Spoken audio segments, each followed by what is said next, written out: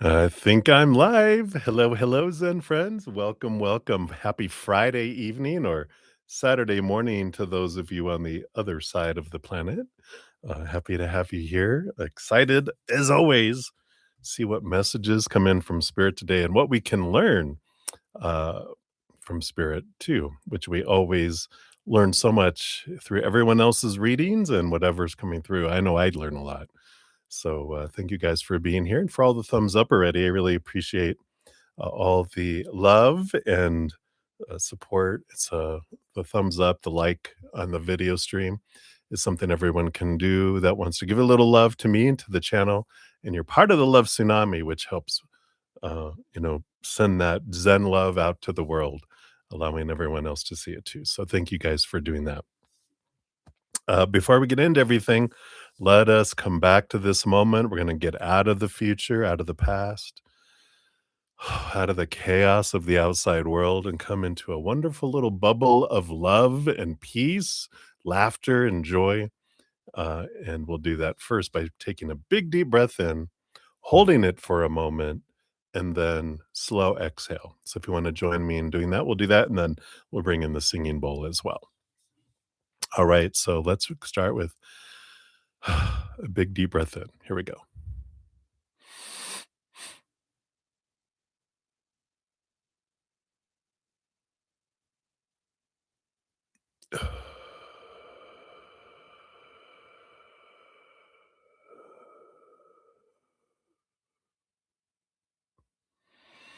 Beautiful. Now I will hit the singing bowl 3 times, and as I do that, you can just imagine a beautiful, eternal, unconditional love energy bursting from your heart or flowing down like a giant waterfall, if filling up your being and overflowing out to the outside world through our brain and all our thoughts and all of our emotional body and our physical bodies and our energetic bodies, all 4 areas of our human existence, letting it fill us up. And then going out to the outside world, because it definitely can use all the love it can get out there, right? Higher vibrational love. So if you want to focus on doing that, and of course, something we can do to kind of magnify and raise our own love vibration is just think of one thing to be grateful for right here, right now in this moment. It transforms fear, it transforms anxiety, all the lower vibrational emotions.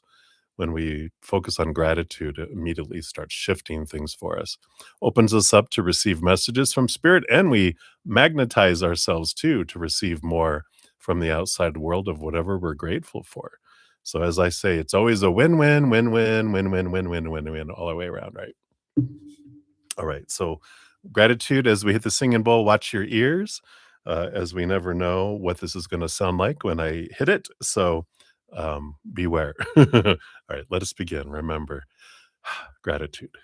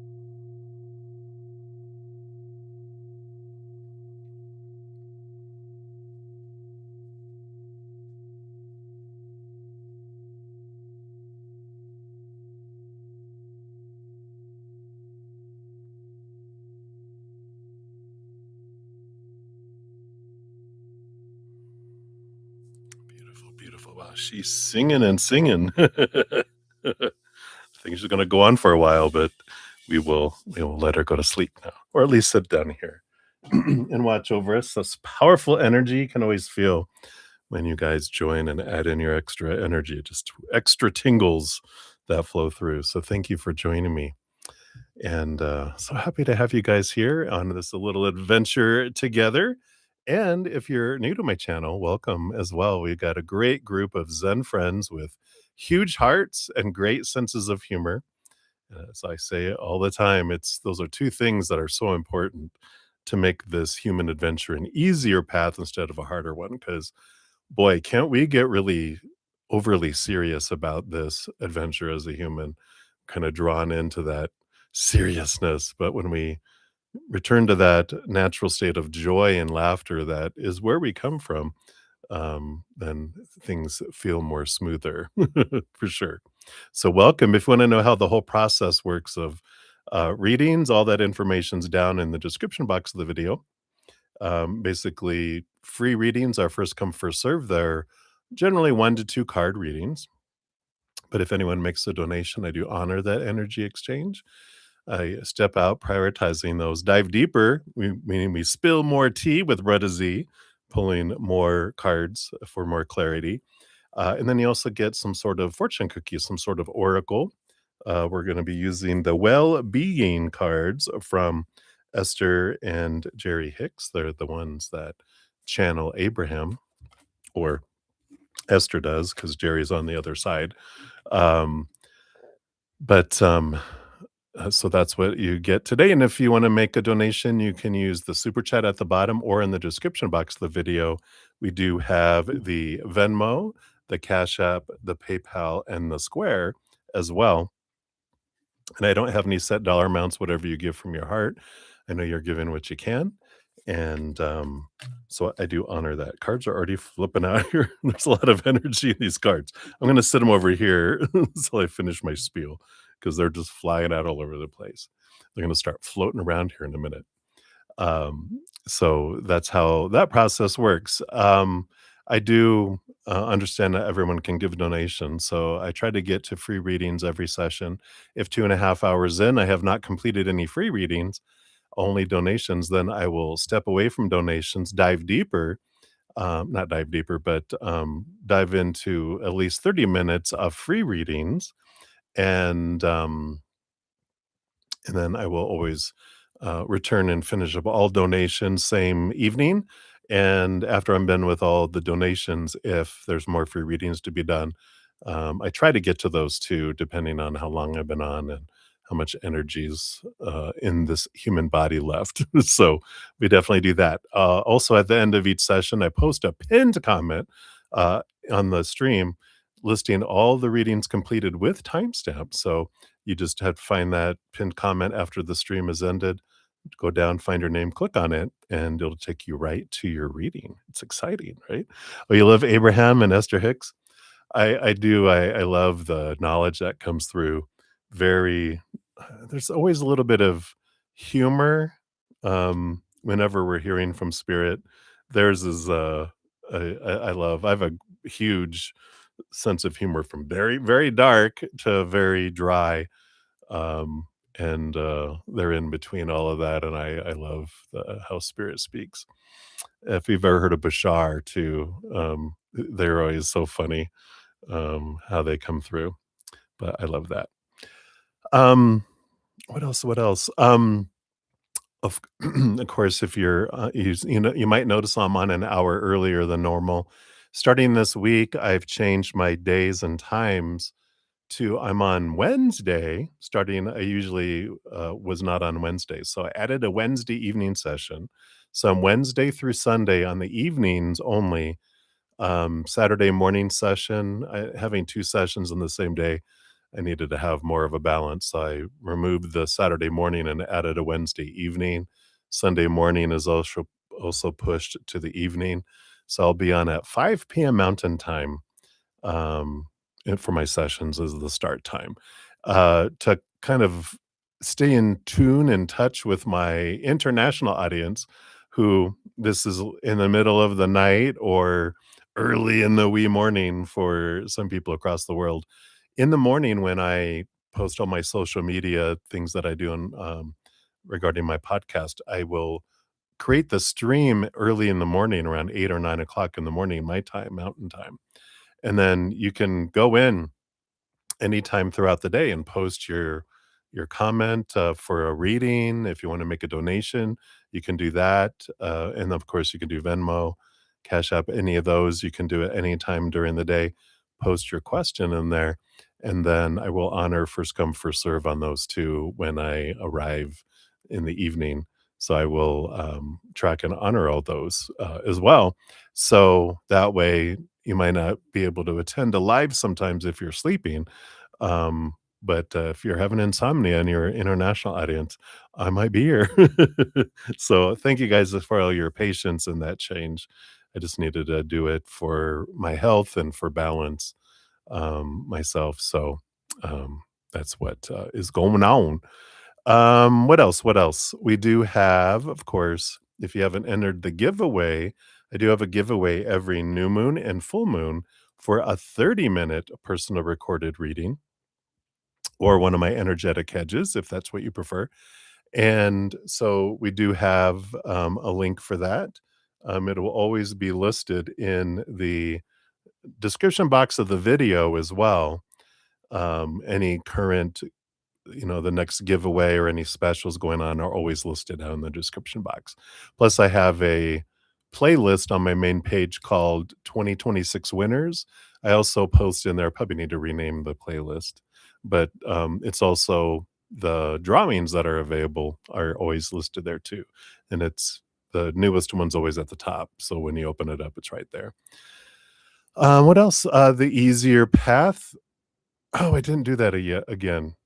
Darn it.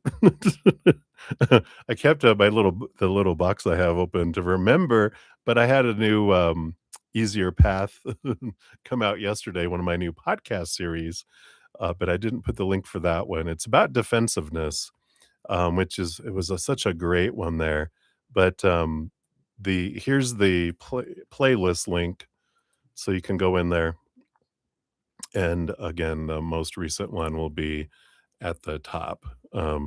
So you can catch up on the most recent one or any of the other ones as well. So, and that's all free, the podcast. It's all designed to give us tools and give us stories so we can all relate to them and get you know perspectives from why do the human does what it does, what spirit wants us to know about it, and then hints from spirit on how we can make things an easier path instead of a harder one. So be sure to check that out if you're looking for an easier path. I would hate to cheat you from your harder path because I know I loved learning the hard way. So it's if you want to take any of it, it's up to you. There's no expectations. It's just information, as we say. All right. So that's all the blah, blah, blah. I'm going to continue to use the dark fantasy deck tonight, the tarot. It's such a wonderful, crisp, um, when it focuses in there. And then I already told you about the oracle deck that we'll be using. We've got these learning tarot that have dates and times on them if I need a when and some other stuff. So we're all packed and ready to go on our adventure here. So let's do some shout outs and we will get started into the readings here. I'll get my little list going here too. So Jojo, we'll start at the bottom here. Hello, hello. Yes, you can have a general reading for the day you just had. Ooh, okay. And of course, you are my only donation right now, so you will be up first for that. And of course, we got CJ. Hey, CJ. Welcome, welcome. I see yours up here. I'll grab that here. We got Livie Vagara and Candy Pamela as well. Hello. Let's see here. Whoops. Let's grab your, there we go. Question here. We'll add you to the list here. And we have Marissa Smith. Hello, hello. Get your free reading on the list here too. And then there's CJ's. Get you added on the list here. All right. We got AG. Is that I'm doing well. AG, is that, Anshul? Is that right? I'm trying to remember the different, names because there's the user ID, but there's the other name, but I think that's you. I'm doing very well. How are you doing? Then Olivier. All right. I'm doing so good, guys. I so appreciate you. Okay, and there's your free question there, AG. We'll get you on the list here. Then we've got Moncloa on there as well. And I think, yeah, when I get to your reading, you probably don't know you were a special winner back on January 1st. So I'll talk about that when I get to your reading, though, in case you're not watching right now. And then we've got Swarupa Bobby as well up there. So you'd be the first free reading when we get to those. All right. Thank you so much, Candy, for your donation. I'll get you on the list here so you'll be up here after Jojo. Thank you for that. All right. So I think that is everyone. Uh-oh.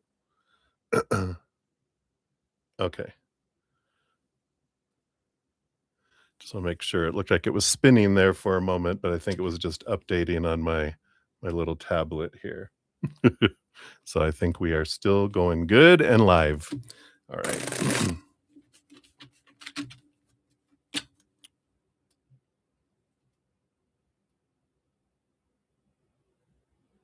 I think we're going good here. Let me know if it's doing something weird. It kind of spun a couple times, but maybe it's just the wireless because it looks like it's staying up to date. So I think we're good and you guys can hear me and see me and we're live. We're good. All right. Thank you, Jojo. All right.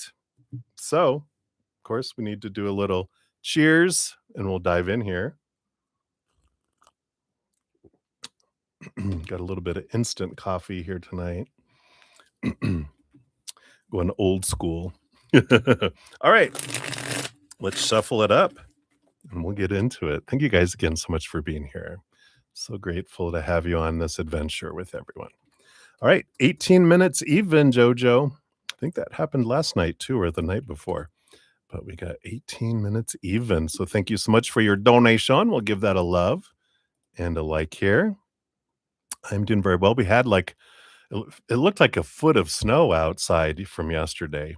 So I didn't go on my walk this morning. Actually, throughout last night and into today, there was. It's like I'm like, well, maybe it's not good for me to go for my walk today. I may not make it back. So I know it's cold where you're at, but I'm enjoying it. It's like 20 degrees Fahrenheit right now outside. So I like it. I like it. All right. So Jojo, you want a general reading for the day. That's right. For the day you just had. Your dog loves the snow. Oat milk for coffee. Oh, yeah. Can't drink regular milk coffee anymore. Yeah, I have like creamer, like sugar-free, zero sugar creamer. I got some almond milk, but I haven't tried oat milk. But yeah, the my host, she has a black lab and she loves the snow. Like she runs out the dog door. She comes in a moment later with snow all over her face because she dove in and stuck her nose in the snow. She loves it too. That's what I would do if I was a dog because I love snow. All right, let's take a look here, Jojo. So, what do they want you to know about the day that you had today? All right, do you want this one first? Then I feel like this one, then this one, then that one. I feel like we got these under here. I do want at least this one. And yeah, this one looks like these 4 are calling out your name too. All right, let's see what we got here. Yeah, I got the 4 of Cups on the bottom of the deck, which is usually, this energy of like almost calmness too much. Oh, I love how they have that finger coming down here with the bowl. That's the Ace of Cups. But it does feel like here, like there's this Energy, it's normally like boredom or like emotional stability so much where it almost feels like things are too calm, it's too quiet almost, right? You were basically broken up with today. Well, that also makes sense with the 4 of Cups because, the 4 of Cups is a story of these are the 3 cups that we're bored with, and this big it's usually we're being handed the Ace of Cups by our, spirit by the spirit world, and in this one, they're actually pointing to the Ace of Cups, so it feels like it didn't register? Yeah. It's pointing you back to your self-love, right? So, um, it's like, if someone breaks up with us, that's okay 'cause we'll never break up with ourselves. But in a moment where someone breaks up with us in the outside world, we might, in a way, break up with ourselves because we're like, "Oh," and I experienced this several times when in different ways, where when someone's actions meant, "Oh, this means I'm not lovable." I broke up with myself in that moment because I broke away from my self-love into be defining myself by the outside world. And they're always these beautiful pointing us back to ourselves. 'Cause that's what all these mirrors do, all these people that do what they do or don't do, say what they say or don't say, like silence or, stepping out of the picture or whatever, it all points us back to our self-love. So that's that 4 of Cups energy that's there, which is a great reminder for us all that the love we're looking for isn't out there. It just when we look for that love out there, that's where we experience disappointment, where we experience that instability and that feeling of like the instability is everything's temporary out there, doesn't stay the same for very long at all. But that love, when we look in here, is eternal, is unconditional. We can never lose it. It lasts forever. And so when we come back to that, which everything and everyone is pointing us back to that self love, when we can sit in that, then we can always come back to the stability. Even if we wander off on our little adventures of instability, we're like, oh, that's right. Thanks for the reminder. Because we were headed off a cliff. They're like, "Phew," and then we're like, let's go back over here.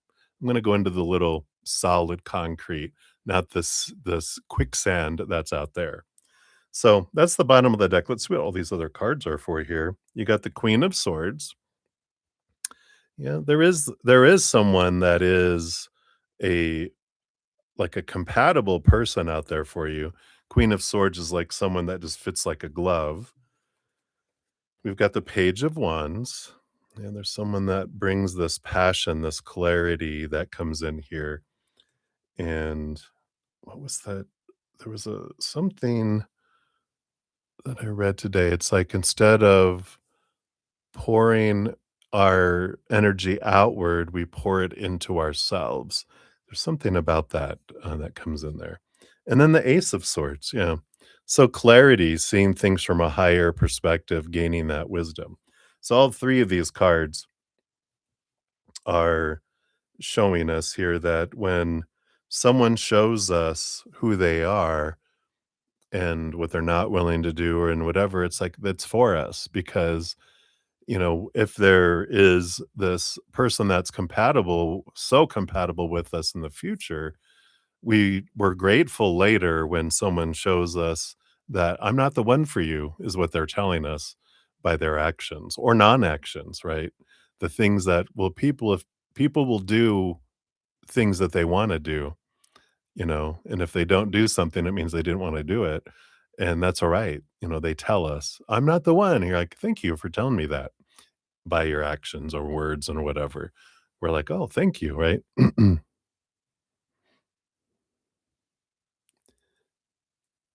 Yeah. Yeah, yeah. It definitely it's the because it's scary, when our mind when we're taught to believe a certain thing, when we have new information come in that contradicts it, that's scary for us, for our human side, because it's like, "I wasn't expecting that. Uh-oh, unexpected," right? And it just takes us time to, feel the feelings through it. And then once we step back, we learn and we can grow from it and set ourselves free from the belief that doesn't, it's not true. Like we're taught other people's actions define us. So when that suddenness, someone does something, we're like, oh, it must be because I'm not lovable or good enough or blah, blah, blah. And then, I'm sorry, I don't mean to make it sound like that, but I've been through it so many times myself in the past. I'm like, yada, yada, scuba dooba dooba doo, blah, blah, blah, yabba dabba doo, right?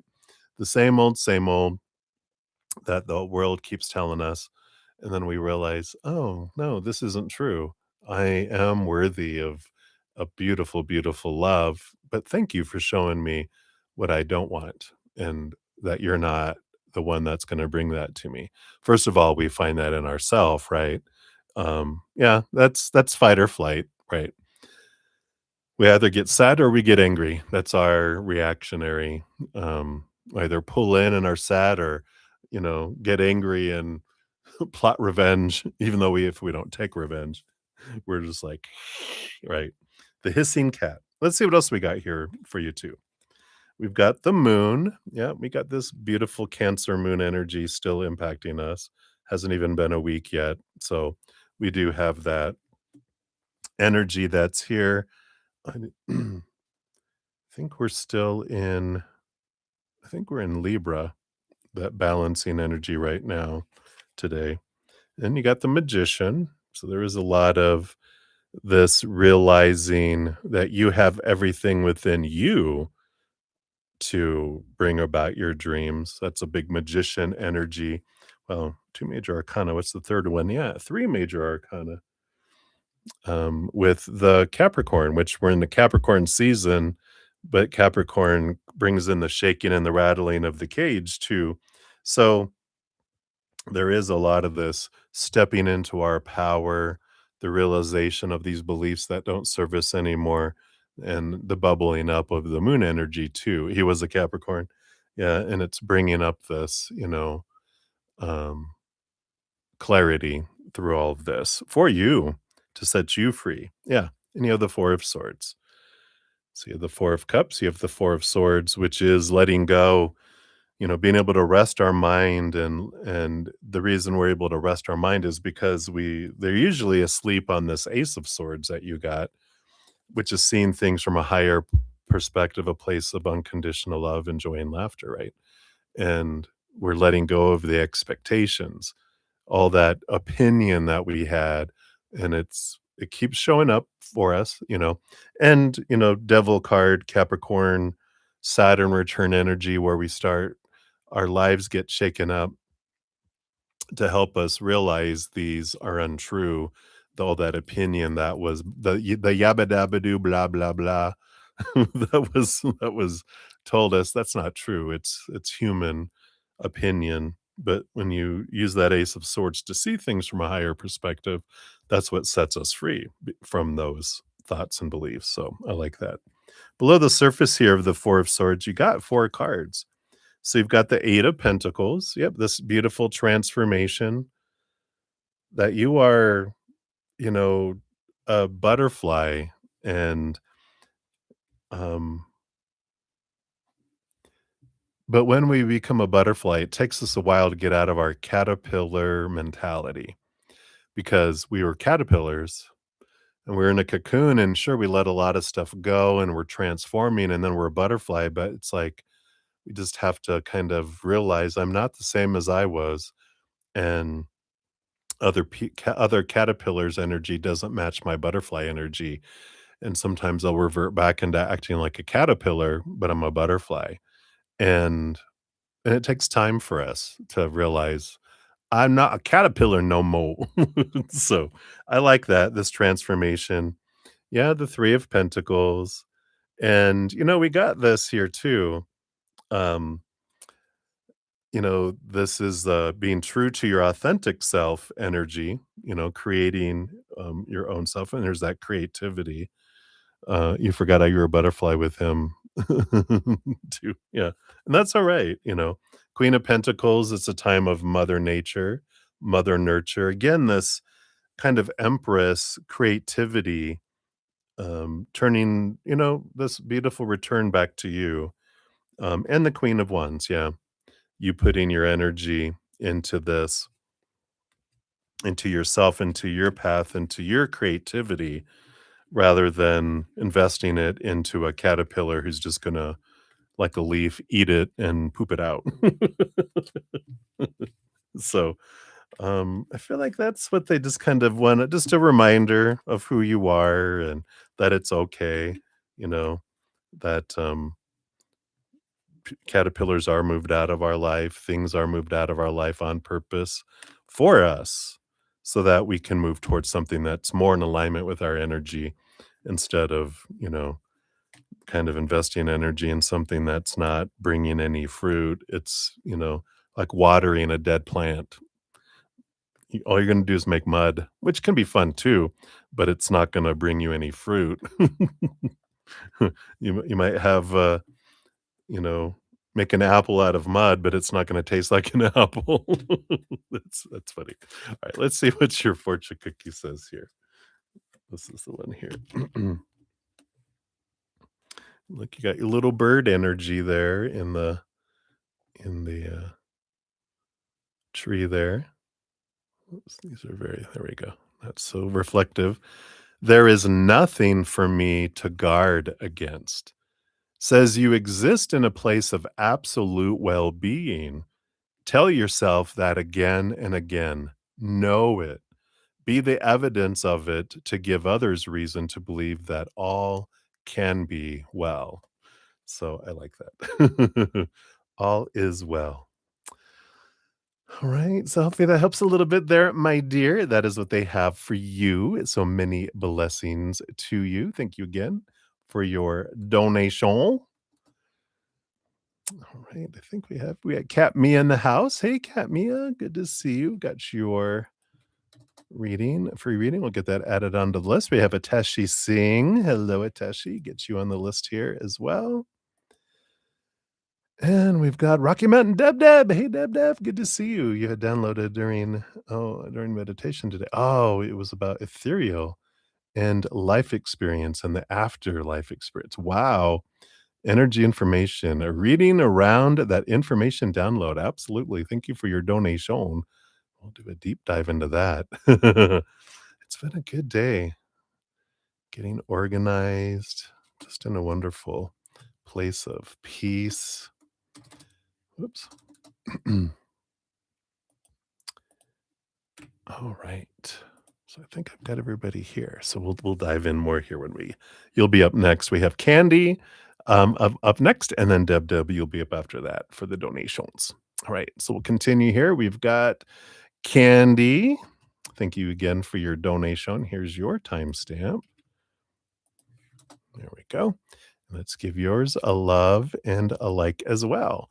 So, any general messages for you? All right. So let's take a look here.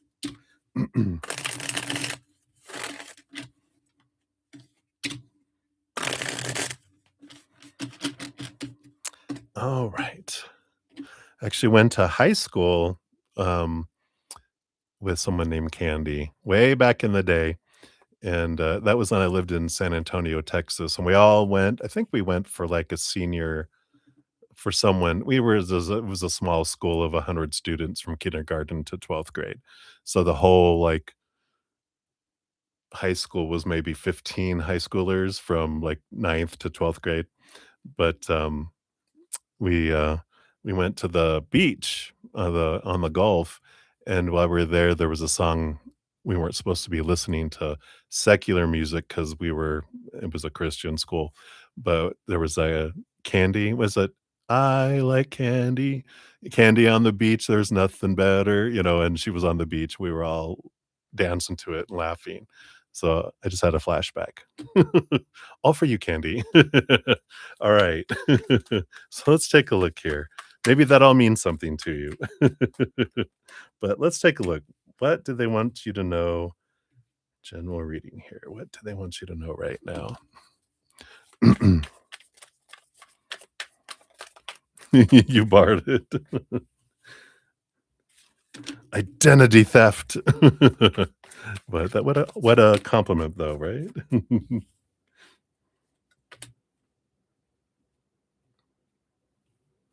All right, so we got those. Let's see what else we have here. Yeah, I like it.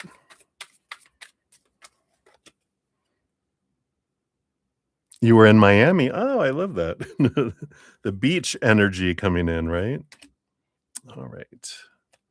I do want that one. There's one more. Oh, not those, but this one.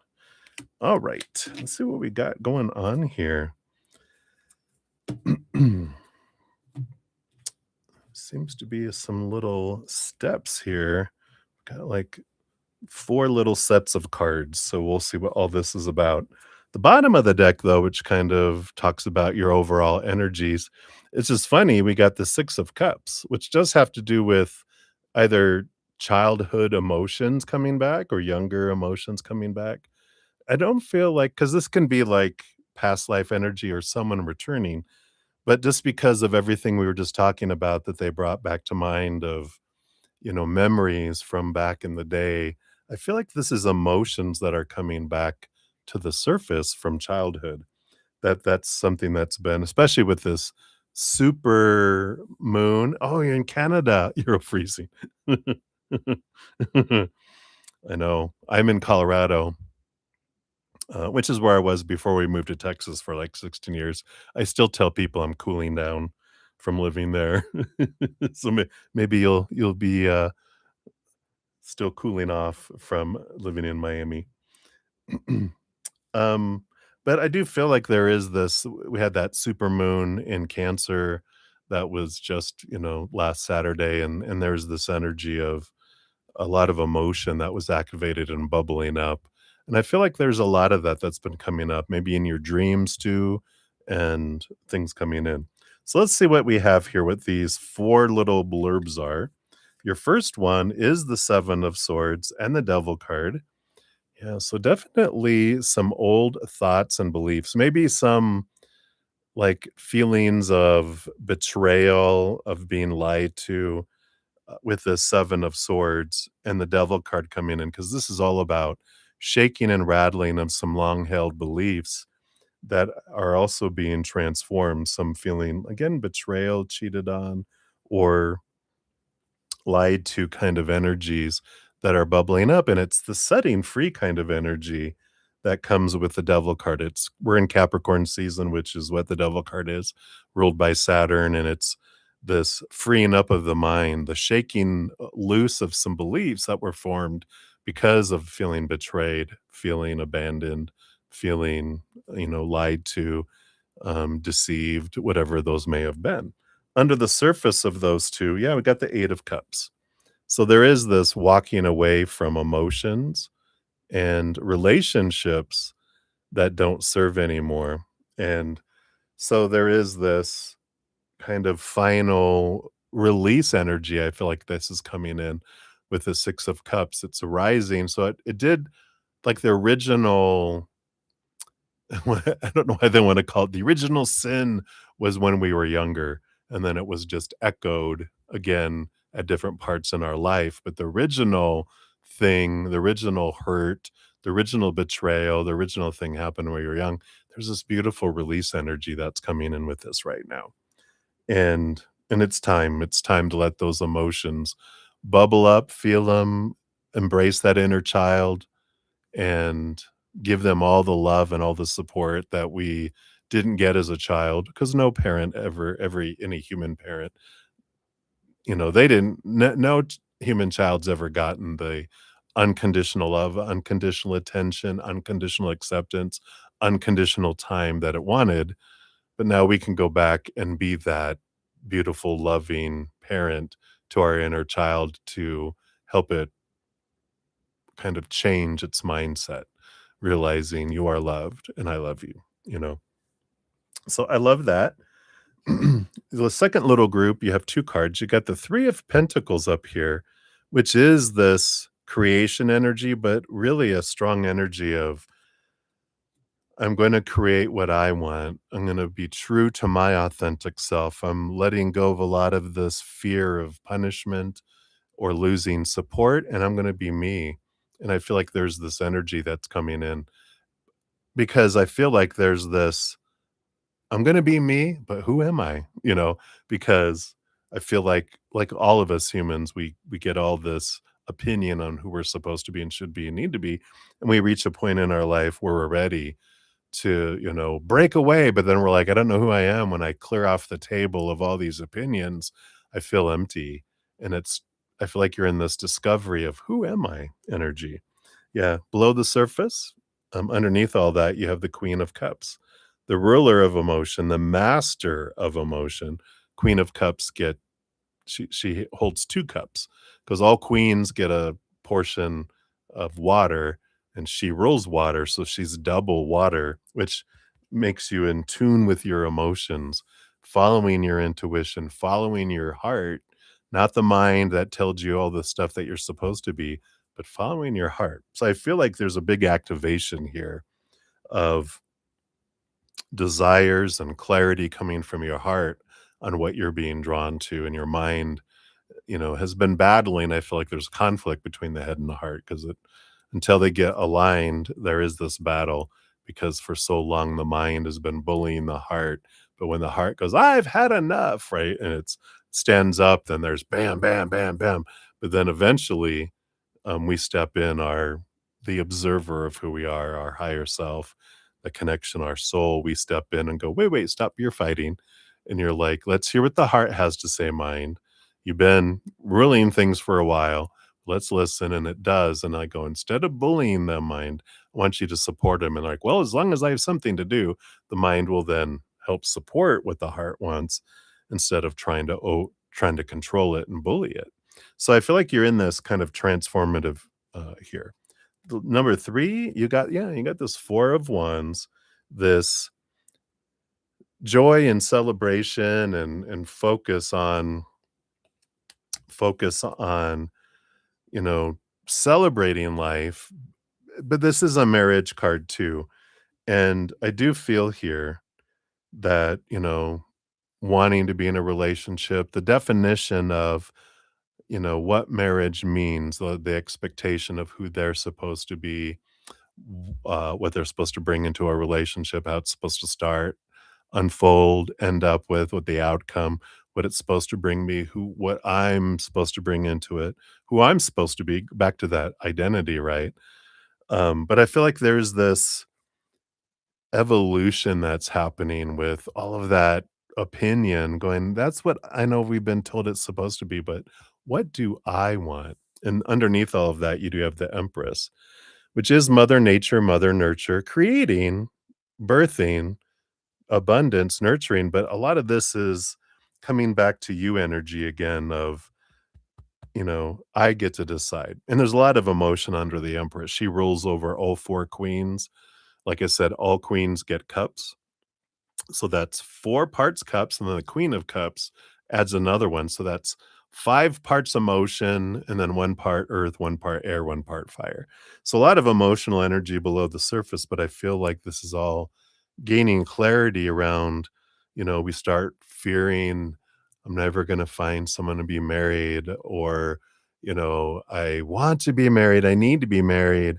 And that's all that lack energy, and that, it starts to be where we're taught to define ourselves by, are you in a relationship or not? It's happy, is it successful, blah, blah, blah. That all defines who we are, right? And it's like, um,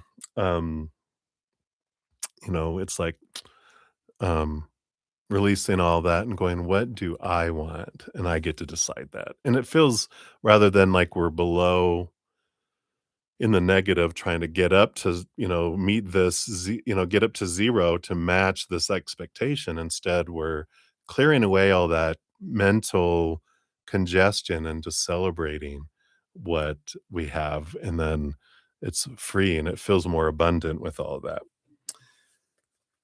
So hopefully that resonates. Your last little group here is like 5 cards? 5 cards, I think? Let's see here. Yep, the 7 of Wands. Shining bright, not asking permission to shine, not dimming your light, not asking permission, not defending yourself, but standing tall and shining. and saying, "Here I am, take me or leave me." And if you leave me, the good that you're showing me that you didn't deserve to be in the sun, in my sunlight, right? And then you have the sun. Yeah. So like the sun here, so I forgot I had my sound still. Let me turn this off. Boo-doo-doo-doo-doo. There it goes.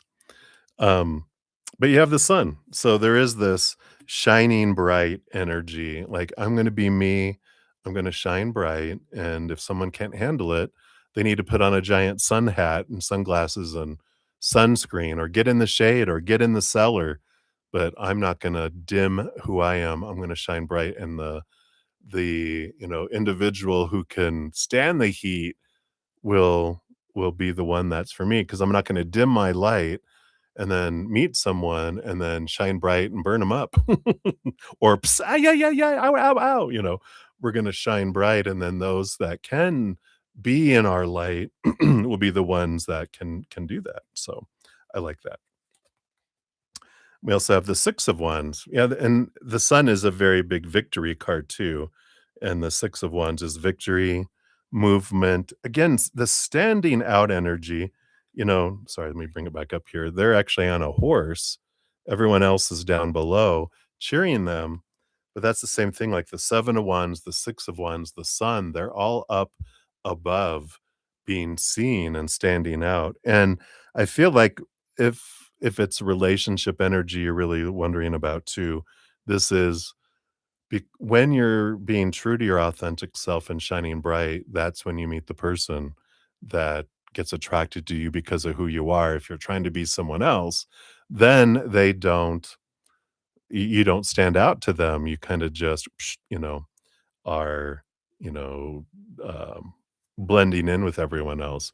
But this is about be true to you, because what do they say? Smile big, because someone is falling in love with your smile, not someone else's smile. So I like that.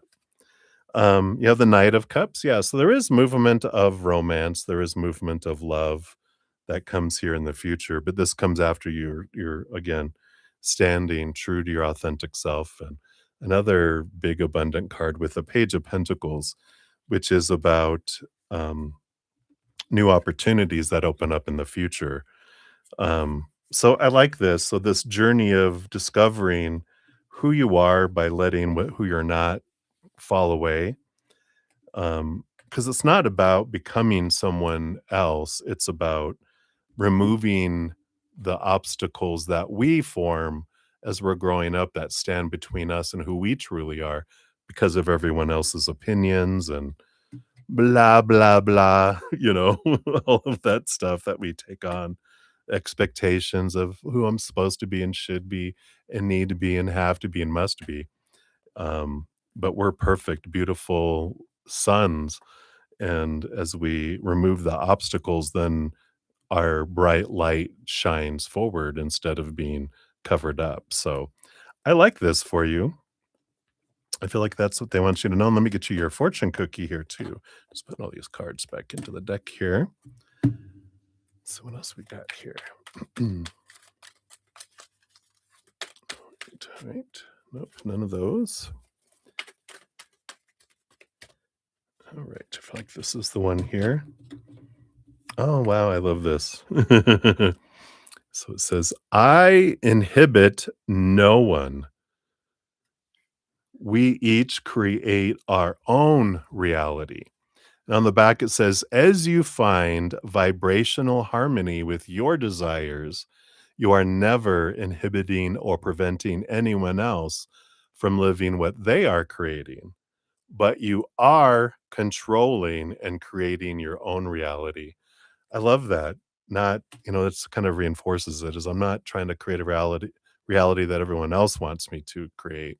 They can create their own. I get to create what I want. So this very big empowering energy that's coming in. So I love that for you, Candy. So that's what they have for you, my dear. So many blessings to you. Appreciate your donation. I like that. You like your messages. All right, and we've got Maria P here. So I'll add you on to hello, hello. We'll add you on to the um, free readings here, but I did get a PayPal. I think this is probably from you. It is. So I'll add you to also to the donation list up here. So thank you for that. And then we got Lauren of Light. Hey, my dear, good to see you. Everything is going so well. I am so happy for you. I did get your donation, came through Zcash app. So I'll add you on here too. And you're very welcome, Candy. So where we're at on donations, we've got Deb up next, and then Maria P, and then Lauren, you'll be up right after that. And then I've got my little free list reading going here too. All right, so let's take a sip here. Cheers, everybody. Stay warm if you're in a cold place. It's 20 degrees right now. I love it. I am a winter baby, born in February. And so I love the cold weather for some reason. All right. So Deb, you are up. You got 5141. Hut, hut, hut. Reminds me when I used to watch football way back in the day. So thank you for your donation. Let's give that a love and a like there.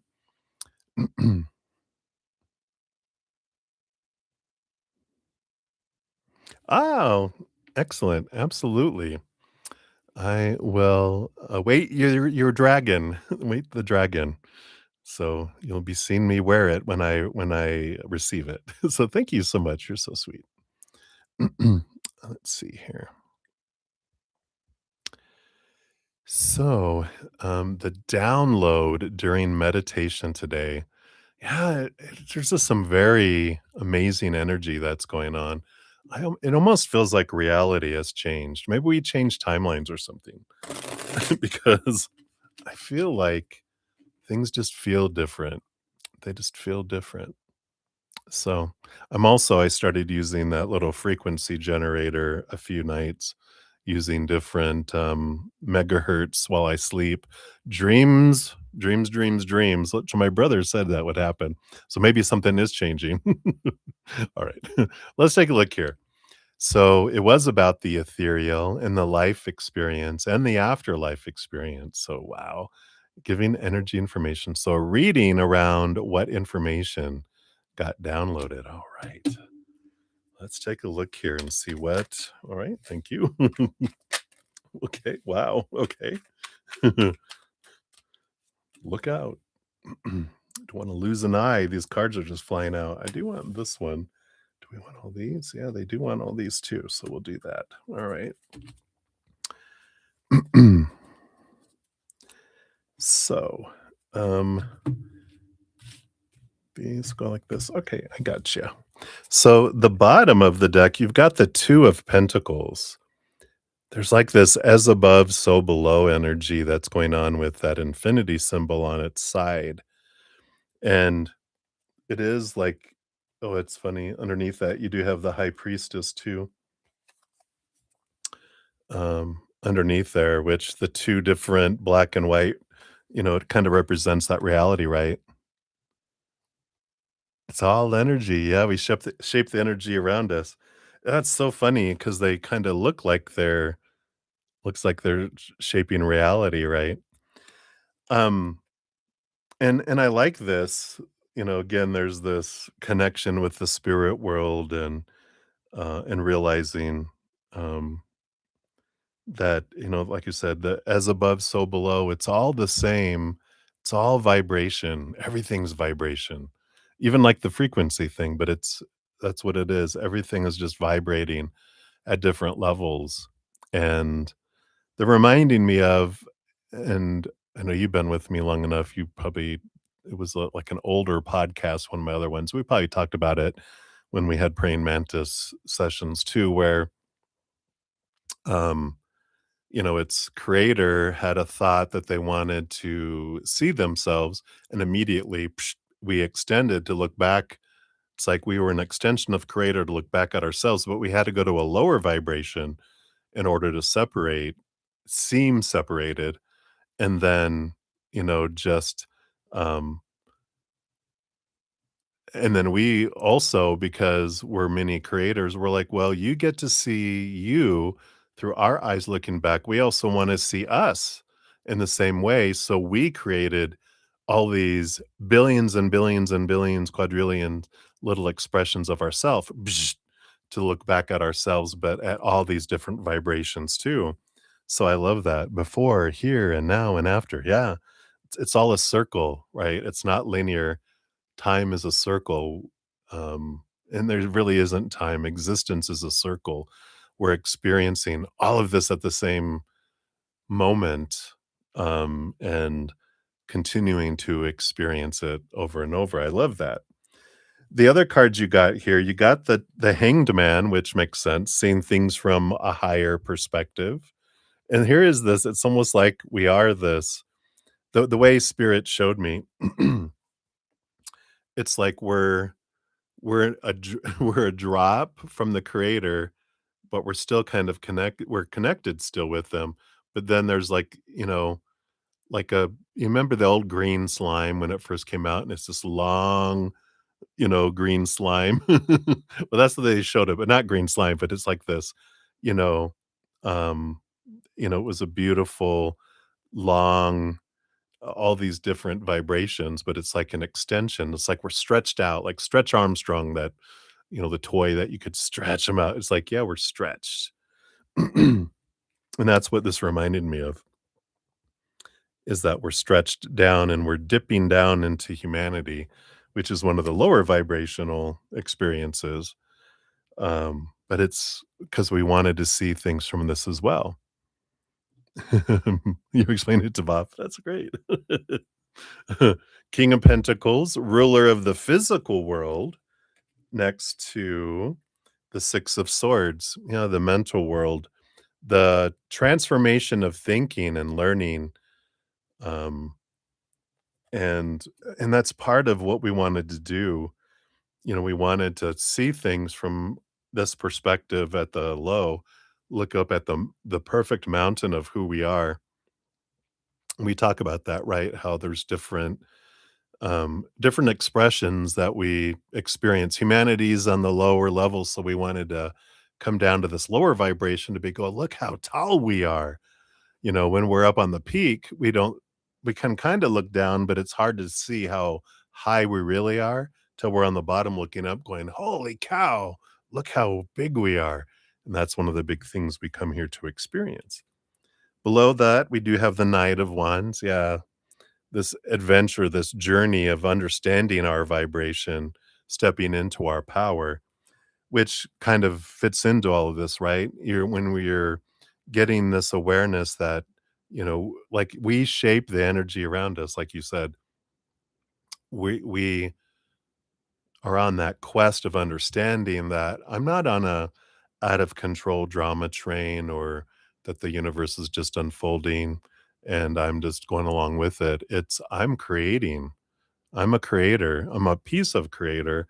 So that's in my essence to create. And I'm always creating my awareness, and I'm creating, my life, and I'm drawing things to me by my own energy. And it's what's happening all the time. Whatever energy we focus on is what we expand. And when we stop looking here and look over here, this goes and this goes bam, right? So whatever we're looking at is what we're creating, whatever our intention is at. That's like that, um, what scientists call what it begins with a Q, right? Quack, quack, quack, quack. I can't remember. I don't know why they block my mind with that. But it's like that physics. Quantum physics, thank you. They're like, "Fine, we'll tell you." The quantum physics that they've studied, that when you look at these energy particles, they act differently than when we're not looking at them. Amazing, right? I like that. Alright, and then you got how many here? You got, like, 7 cards. Let's see what these are. Yeah, Page of Wands. Watch it be all wand suit. So we have this, right? Yeah. Well, I mean, because really there is no afterlife. There's no before life and afterlife, there's just life, you know? This is just an extension of life, and so there really isn't This is just an expression that we're experiencing, and when we're done, we express it somewhere else. And actually, we're expressing so many, a million different expressions. This is just one little one we're experiencing among a whole sea of expressions. Um, you know, to think, mankind has to think of it in a way where we're like, well, I'm a physical body and my soul comes down to have this experience. And after that, my soul returns. It's like this is one of billions that we're experiencing at the same time. It's not one at a time. We're not that, you know, we're amazing multitaskers because we are mini creators. We're not that limited where we have to like, wait, I only can focus on one thing at a time. We're like so able to focus on billions of expressions and experience them. So I love that. But the Page of Wands is that creating of things. Yep, the world, which is ending of cycles, beginning of new adventures. So it is about, cycles and understanding and um, endings and beginnings, and but it's an endless cycle, like the infinity symbol, right? There's not an end. We never end. We're infinity. And that's kind of what this world card is. It's like we reach the end of the major arcana, we start over again. We just keep going and experiencing things in different ways. And I love that. There is no ending. We're eternal beings. So what's the rush? Yeah. And we got, of course, you have to have Aquarius energy, the star card here. But I love this that we are energy and we do choose our astrological energy that, flavors. It's like we pour all this stuff and we know that all this planetary energies kind of give us their energy on loan, as it does Mother Earth, the energy of this entity called this planet that has allowed us to be on Earth. She also grants us the use of the physical particles in the energy to walk, and there's all this pouring in. That's what I feel like with the star card. It's the stars. They give us, you know, this beautiful energy on this experience too. And it is, we're not in it alone. We're a collective, where we all are this huge extension of creator, and then we all are experiencing individual pieces of ourselves, but it's all about collectives. Even the body is a collective of cells. Humanity is a collective of souls experiencing it too. So wonderful, wonderful energies. Yep, and the Tower card, trusting, and that does make it so easy, I guess, easier to trust Creator, knowing that everything that's unfolding is for us. A lot of it created by us. We can change it if we don't like it, and but we can always trust that every moment is for us. There's this great. It was from Bashar. I saw it on Instagram, and I read it the other day. But in fact, let me just grab it really quick here because it's such an amazing thing that they say here. It'll take me just a quick sec because I know where it's at. As I say that. Come on. Yeah. So it says you have to know whatever happens in your life, whatever pops up, no matter how it looks, must be there for a positive reason. And if you stay in that frame of mind, you will be able to use even what you don't prefer in a way that you do prefer. That's how you use the negative positively, and when or lower vibration, how you can use it in a high vibration way, right? And when you use it in a positive way, the lower vibration usually goes away because you use it all up. So I love that. I love it. I love it. I love it. Put my phone back over here. Oh, whoa. Thought I broke it. Phew. Okay. We're good. Earthquake over. Yeah, floating color orbs. The everything, right? The power of emotional choice with the Lover's card. The power that we choose emotions. Again, there's all this power of choice energy. Yeah, and the 9 of swords, the realizing that the thoughts we have as humans are not true. Yeah, I figured we are gonna get the chariot card. So the chariot card is the power of choice. That and that's where, like, the stories of free will come from, because that's what it is, it's the power of choice that creator doesn't have a right or wrong, good or bad. There's just lower vibration, higher vibration, different experiences, different outcomes, but nothing is wrong or right or better or worse. That's a human thing. That's the 9 of swords. That's our belief. Ooh, things are bad, things are good. And we use the bad and the good to determine if we're good or bad, if we're lovable or not, which is all a human experience, because we don't experience that in the higher realms. We know that we're perfect and that we're eternally loved, unconditionally loved, nothing we can do to lose it, and it lasts forever. But we do come down here, excuse me, to experience that low vibration for the contrast, for the understanding, to see again this perfect mountain of who we are by standing at the bottom of the mountain, look up and go, look at who we are. I love, and can see how expansive we are. We're like, I can't even see the top or the sides. I'm so big. And so I love that. So let's see what your fortune cookie brings in here too. What else do they want you to know here? Sorry, I snorted. Because it says here, literally, I am a physical extension of creative, non-physical energy. And on the back, it says, you are so much more than the physical body you've come to know as you. You are source energy, and you are focused on the leading edge of thought. In this powerful now, you hold the key to allowing the source, that is the capital YOU, to flow. The better you feel, the more you're allowing that connection. Shut up. Can't make that up. Boom, boom, shakalaka. So I love that, Deb Deb. So hopefully that bring you clarity there. But I love that. I love that picture of, you know, it's like a ray of light when it goes through a prism reflects all color.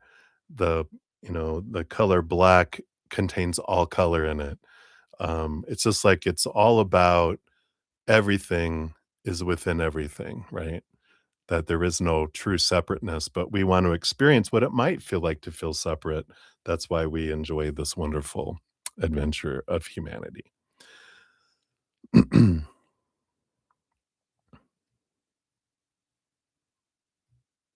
Yeah, absolutely. You definitely have all of us and other groups, and it's amazing, you know? It's, definitely always a safe space, and, I just love how we're all waking up.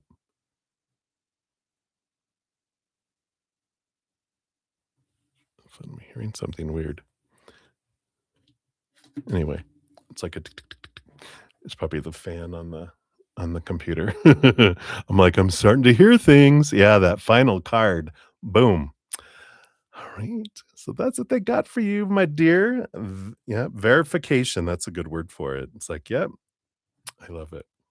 Love it, I love it, I love it."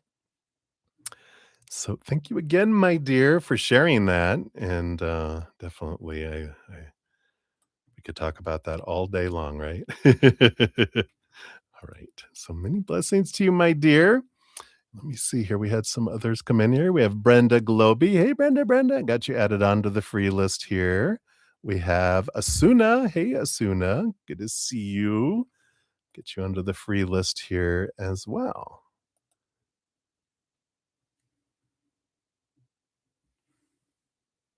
Oh, it stopped now.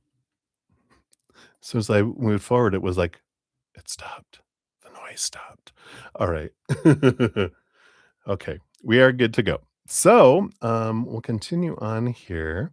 So we have Maria P up next for donations, and then Lauren, you'll be right after that. So Maria P, you are up. We will circle back around for your free reading here eventually as well. Here is your timestamp. Let's go into your PayPal, Z PayPal, and get down to your questions here. All right. So let's see what we got going on. So, Wally's thoughts and feelings towards you today. Let's take a look. A little check in here. I feel like we want that one, these two. So, all right. Let's see what's going on there. What's coming for you guys next week? All right. You got 1 and 2, 3. Oh, four experiences. We'll see what those are. Anything about the dark side? You notice you were trying to get blame on a report, but Boss Akita never told you anything bad. Let's see, you notice a report, but Boss Akita never told you anything bad. Dr. Laura's thoughts. Okay, we'll take a look here. Dr. Laura? Dr. Bob. That's right. I keep on forgetting Dr. Bob.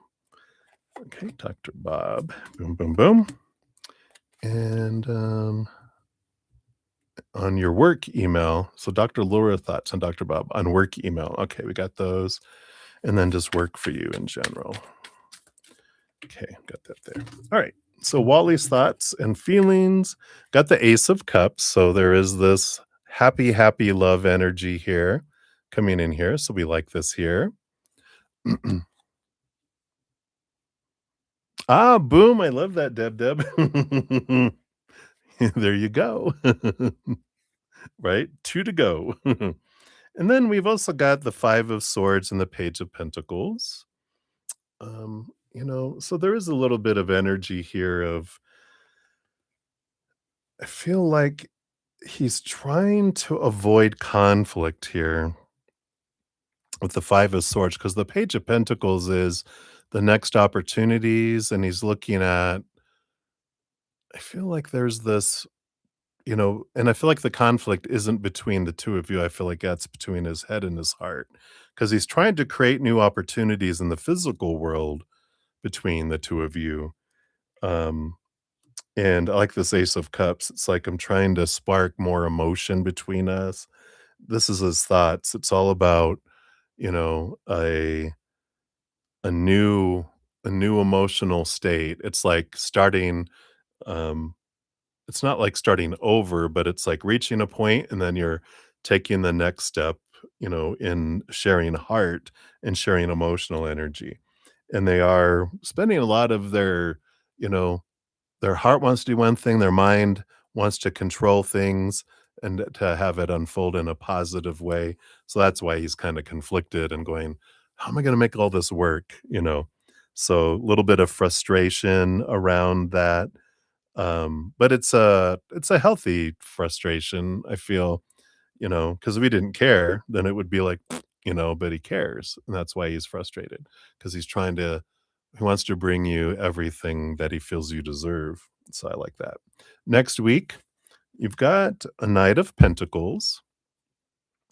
There is, and this is like a slow moving kind of energy, kind of like a hanging out, just not doing a whole lot, just being with each other, not any activities. It's kind of like there was something like that last week or the week before, right? Where it's just chilling watching Netflix or just, sitting watching movies or a TV series or whatever.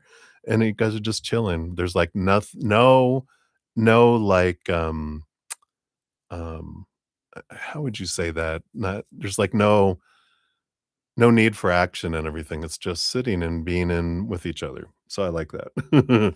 So you have one of those, and then you have the Fool card. Yeah. So there is an adventure that they're planning here to do something different here for you, with you.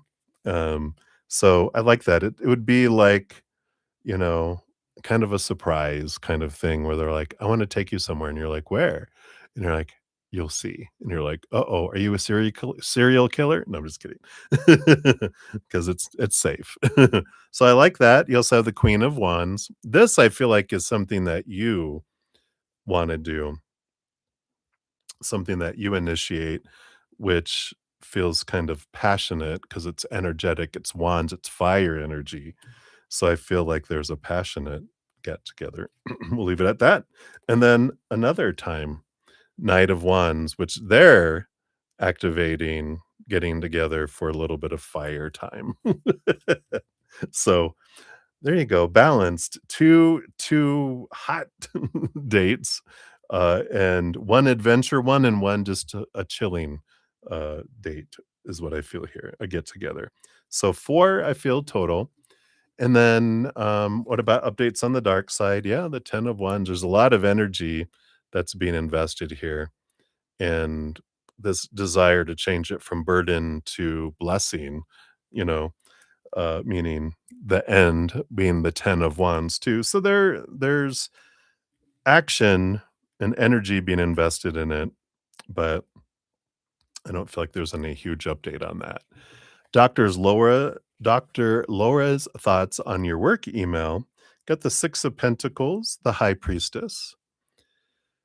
So I like this. I feel like Dr. Laura looks at it a little bit here because the High Priestess is a little bit of well, dives into the emotion, looks behind the scenes, sees things. I feel like she might read between the lines of things a bit. But the Six of Pentacles overall is I feel like she goes, okay, that was a good, it was a good communication or whatever the work emails. I feel like they're like, okay.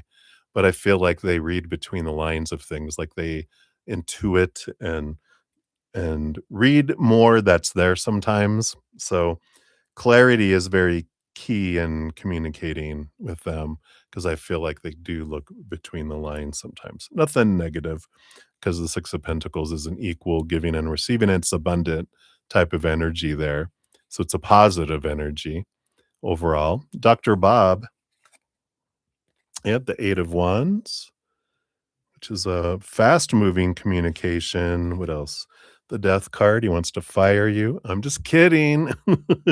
Death and rebirth energy and the Empress. Yeah. So this birthing and creative energy. So seeing this creation, and I feel like they've, with the 8 of Wands and the death card, that represents a fast change. And I feel like Dr. Bob looked at it and go, wow, you've really evolved your communication. You really have grown a lot in that area, is what I feel like they're looking at with that there. But the Empress is a positive energy with that, creative energy. Work for you, Ace of Pentacles. So here's a victory, a new opportunity that opens up here. So there is something coming here for you, an opportunity, but it is abundant. So again, I feel like it's the energy is that it's moving in that, based on current energies, of course. Um, the more grateful you are for what is happening at work already, the more it allows things to come in. The more want, need, fear we have, of course, that makes things go slower and pushes things away. So think about all the things you love about the job that you're doing and gratitude around it. What do you love about Dr. Laura? What do you appreciate it with Dr. Bob? And focus on gratitude around those things.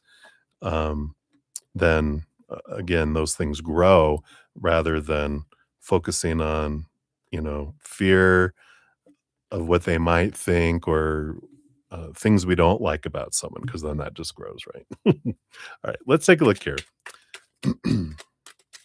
So your fortune cookie for this reading is I am life everlasting.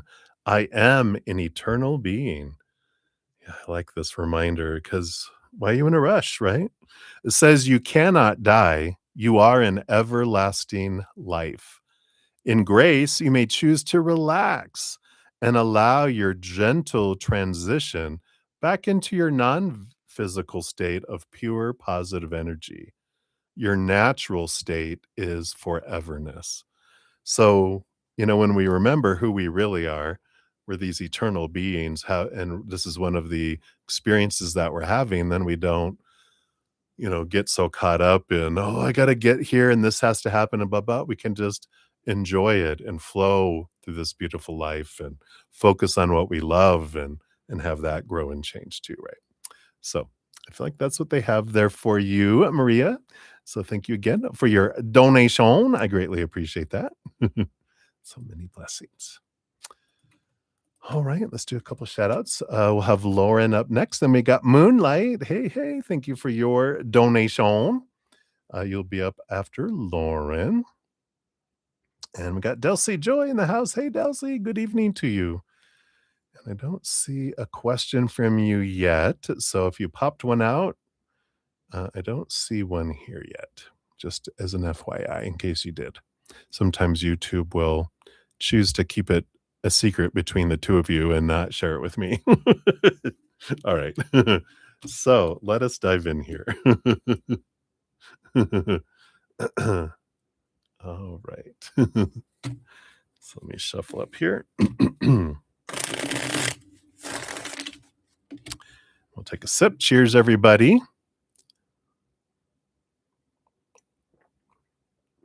Yum, yum, yum. All right. So, Lauren of Light. Hello, hello, my dear. Here is your timestamp. Thank you so much for your generous donation via Zcash app. I appreciate that. And let's get up here to your questions. Hello. Hi, brother. You're so sweet. I like everything is going so well. So we'll take a look here what's coming up in your love life, and then what is the path you should take in order to make your life the happiest, most alive, and then what do you need to do next to ensure you have a recurring cash flow for your biz? I love it. All right. In fact, let me just I'm gonna grab the questions. So we'll put them over here so I can watch the bottom of the chat here. All right. So, my dear, let's take a look, see what we got going on. Let me shuffle one more time.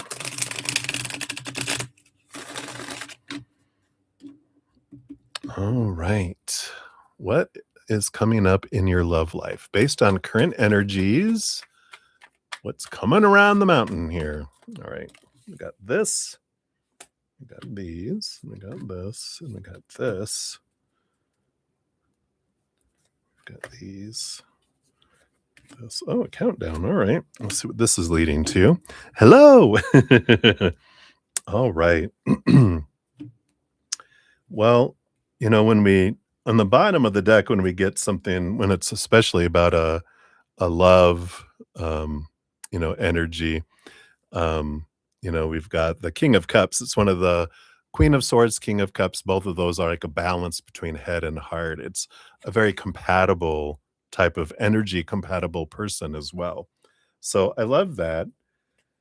And, we do have underneath that King of Cups the Empress energy. And there is this, you know, how we look at an empress rules over queens, an emperor rules over kings, and this King of Cups has this like, well, I'm not an emperor, but I still feel like I'm compatible for you. So I like this because I feel like in a way regarding love that they don't feel like they're your equal. They kind of feel like you are, you know,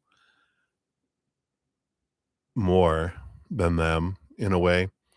And sometimes they feel intimidated by that or feel less than. But then they realize, that it's like they go through these cycles, right? Of feeling low, but then feeling like they bring you something and feeling low, and then they feel like they bring you something. And I just feel like they go through these cycles. And when we understand that they do have that ebb and flow, that it has nothing to do with you, that it has to do with their internal little cycles that their soul is taking them through to have them deal with some low self-worth things that happened in their life and things that people have said.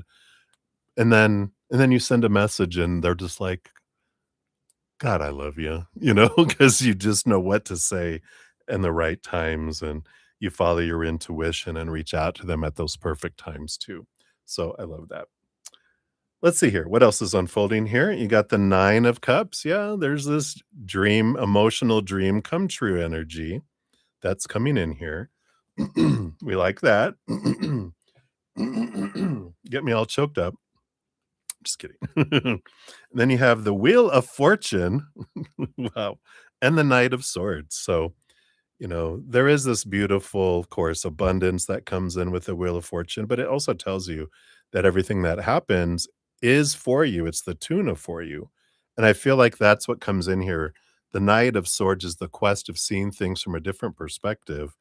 And I feel like you know this, but that things always happen for us.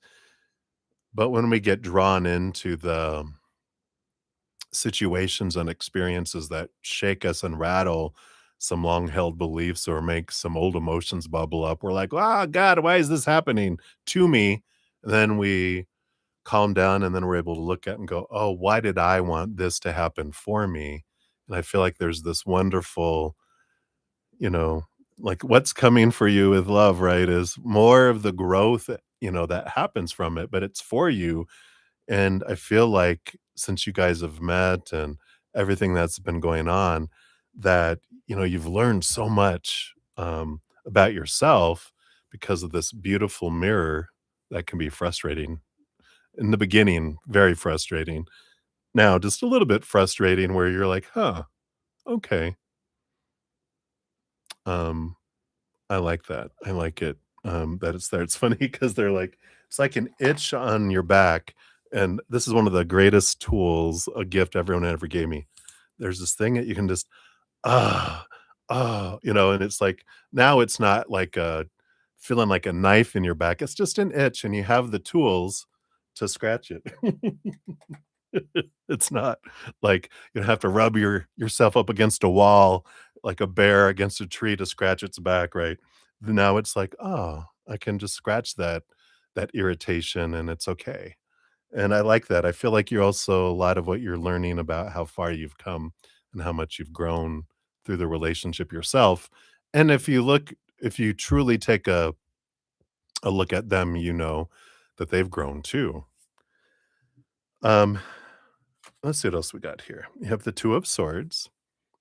Yeah, I feel like there's some important decisions coming up here, in the relationship as well. Let's see what there's a card next to it. What is this about? Yeah, the King of Pentacles, about abundance, about fullness, this, um, and this is about relationship, not about business and things like that. But I feel like there's some important decisions that are coming up around not worth, but just feels like the physical world, like where people are gonna live, how they live, different things like that, and I feel like there's some important decisions that are coming up, around that, and just to trust, you don't have to, like, get into the mind so much because I feel like it's more from the heart, right? Yeah. Yeah, right? Yeah, no one can hurt you. Um we can feel the fear around a situation. That's what the pain in our heart is but then we're like, "I'll find love again." That's we never have to worry about that. We'll always find love in the outside world because it's always pointing us back to ourselves anyway. But let's see here. We have a countdown. Let's see what this is counting down towards. So you got 3 cards. You have the 3 of Pentacles, the Hermit, and the 8 of Cups. Yeah.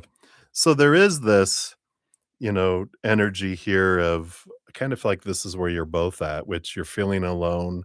You're feeling, um, you know, with this 8 of Cups, you have this fear of walking away from a relationship that doesn't serve anymore, all that energy that comes in. Um, but, the 3 of Pentacles is that it's giving you a chance here to be true to your authentic self because when we're forced in a way to feel like we're in solitary confinement, then we it's an opportunity for us to face that and go, "What who am I really, and what do I wanna create?" And I like something that, if you haven't read The Let Them Theory by Mel Robbins, amazing, amazing book, but there's something in there that she says about we don't come here to be someone's wife or spouse or, to be someone's mother or this or that. We come here to live our dream, to express ourselves, and we share that with people, but the people are not that. And when we realize that, it's like, yeah, this is what I'm here for. This is what I am experiencing through life. And they can share it with me, or someone can share it with me. But regardless if anyone does, I'm still here to create in what I want to create. Right. So I love that. I feel like that's like the starting off is letting you know this is where you're at in this place of kind of feeling like you're in solitary confinement, kind of like, I was out in the general population, now I'm in solitary confinement, but I'm learning so much about myself in this moment, and that's the purpose of these, pockets where you feel like you're not getting a whole lot of, um, energy back from them, right? Which is leading you to, yeah, this breaking through, obstacles here for this new opportunity with the Ace of Pentacles. So I do feel like it's like your whatever barrier that has been standing in between, you know, you and moving forward with love, that there's this breakthrough that happens. Let's see what this brings you to here. Yeah, it does have the 3 of Wands, which is an energy of going a different direction in a different way than you had anticipated, but it doesn't feel like, an endings and beginnings kind of energy. Let me do a quick when card here and see when does this happen and what does this mean? Can we have some more clarity around this? Yeah, you got the 3 of Pentacles again. Being true to your authentic self. This is what it's all about here. This is February 16th to March 30th. So there is some clarity that comes in here. Yeah. Love, it's teamwork and collaboration energy. So I feel like, it's feeling like a part here, but it happens during that time frame. I feel, that comes in with this. So I like all this that um it's helping you find this awareness that, any human in the outside world can't give us what we're looking for, right?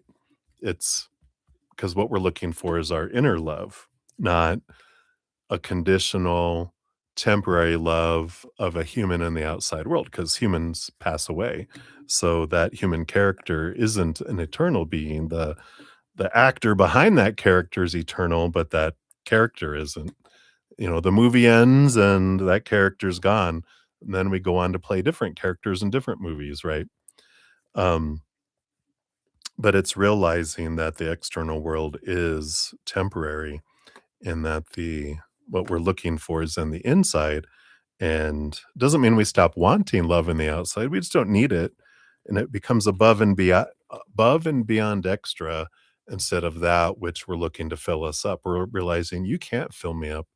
I have to fill up myself. And then whatever you're able to give me is just above and beyond extra because I'm already filling up from the inside and overflowing. So I like that. So hopefully that's clear. So I do feel like there will be some movement, some collaboration, feeling like a renewed togetherness that happens between that February and March date, that I mentioned. I think what was it, February 20th to March 16th, somewhere on there. Feels like that's Pisces season, right? So I feel like that's for that one. All right. And then for number 2, what is the path that you should take in order to make life the happiest and most alive? All right. Let's see what advice they have here because there's no wrong way or, this is more advice going, knowing what would make me feel the happiest and most alive, what do you recommend on what's the best route? It's like checking that GPS, right? It is interesting with GPS. You have to know where you're at now and where it is you want to end up. So, what it's like understanding what what would make you the most happiest and most alive truly, not what your mind tells you it would, but in your heart of hearts, right? What would make me feel the happiest and most alive? It's a great question just to know because we got to know the destination to plug into the GPS. So if we don't know, then, that's the whole kind of scavenger hunt, right? To discover what does make me feel the most happiest and most alive. Right. So that's the beginning. Let's see what advice they want to give you, knowing all that. I feel like they're going to help you kind of help determine what that destination is so that you can plug it in. Plug it into your GPS because once you know your destination, then it's all about, all right, I'm going to find a way there. I'm going to go, right? The bottom of the deck, yeah, you do have the 7 of cups, which there's so many, 7 like 7 different things, right? 7 different locations, 7 different emotional destinations to choose from. It's like there's 7 wishes, and it's like, "All right, so I gotta whittle this down because there's so many." Like, I feel like there's so much that I wanna do that I'm scattered, right? And I feel like they're saying process of elimination, right? Start whittling it down. If you can only choose one dream to focus on, which one would it be? And you're like, "Oh, that's tough." Well, I know, you know, this one. I know those are not my top ones. Those can wait. I'll put those over here, right? So you left with 3, right? 7 minus 4 is 3. So you got 3 left, and then you're like, "All right, if I could only choose 2, which of those needs to go?" And then you're like, "Okay, well, okay, this one will go. I'll put this over on the shelf." So now I'm down to 2, right? And then you're like, "All right, now let me determine which one." And it's about stepping out of the mind and getting into the heart and going, "Which one do I feel joy around? Which one am I is my heart excited?" And if we're like, "I don't know, there's stuff I like about this one, there's stuff I like about this one, I don't know which one to choose." With that, grab a coin, grab a quarter, a penny, whatever, grab a quarter, right? And go heads this one, tails this one, and flip the coin. And as soon as you see what it is, you'll know which one you want. And this is how. Because if you get heads and you're like, well, let me do best 2 out of 3, then you knew you wanted tails. And then if you get tails and that's what you wanted, you'd be like, "Oh, great, I got it." That's the one that's how you know which one your heart really wants, because your immediate reaction when it comes up, your heart does it. Your mind doesn't have time to analyze, your heart reacts. It's like casting lots in the olden I think that's what casting lots was. They'd flip a coin to determine this one or this one, and you can even do it with 7. Between this one and this one, which one? Psh, psh. Oh, I didn't want that one to go away. Oh, that means I want that other one to go away. We know immediately when we see what it is. Your first impression tells you. So I love that. What else? 3 of Pentacles. Here's that being true to your authentic self, create what you want. So it's all coming back to this. Focusing on creating what you're wanting and yeah, relationship and love and that's great, but it feels like this is a time and you're having these pockets of time to focus on creation, pouring all your time and energy and emotion into this creation instead of, being distracted by mere love. Alright, what else do we have here? You got the Knight of Wands and the Ace of Wands. Yeah, stepping into your power, taking action. And this makes sense. Once you know which one that it is, then you put everything else, you can even prioritize it. After I get this, then I'll focus on number 2, number 3, number 4, number 5, number 6, number 7's way back here, but it's Singular focus allows you to move fast because, like, if you have 7, let's do 10 because that's easier to do math.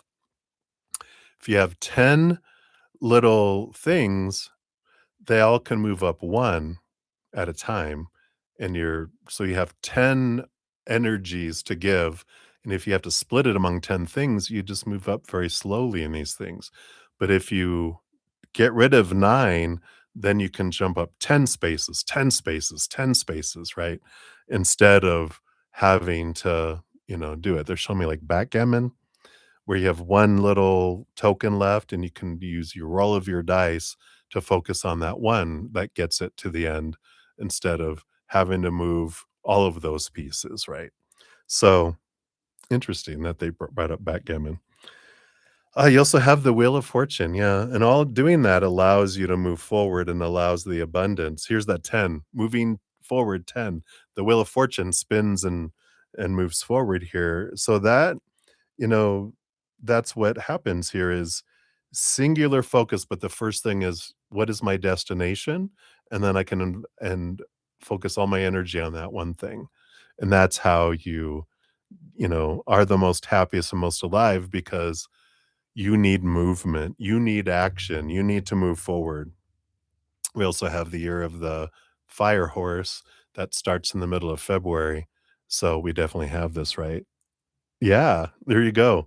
So it's singular focus is the big thing that they're bringing in here about how to do that and determining what that is that you're wanting to head toward. Yeah, you've got the Hanged Man and the Emperor. Yeah. So it is about seeing things from a higher perspective with the Hanged Man and allowing transformation.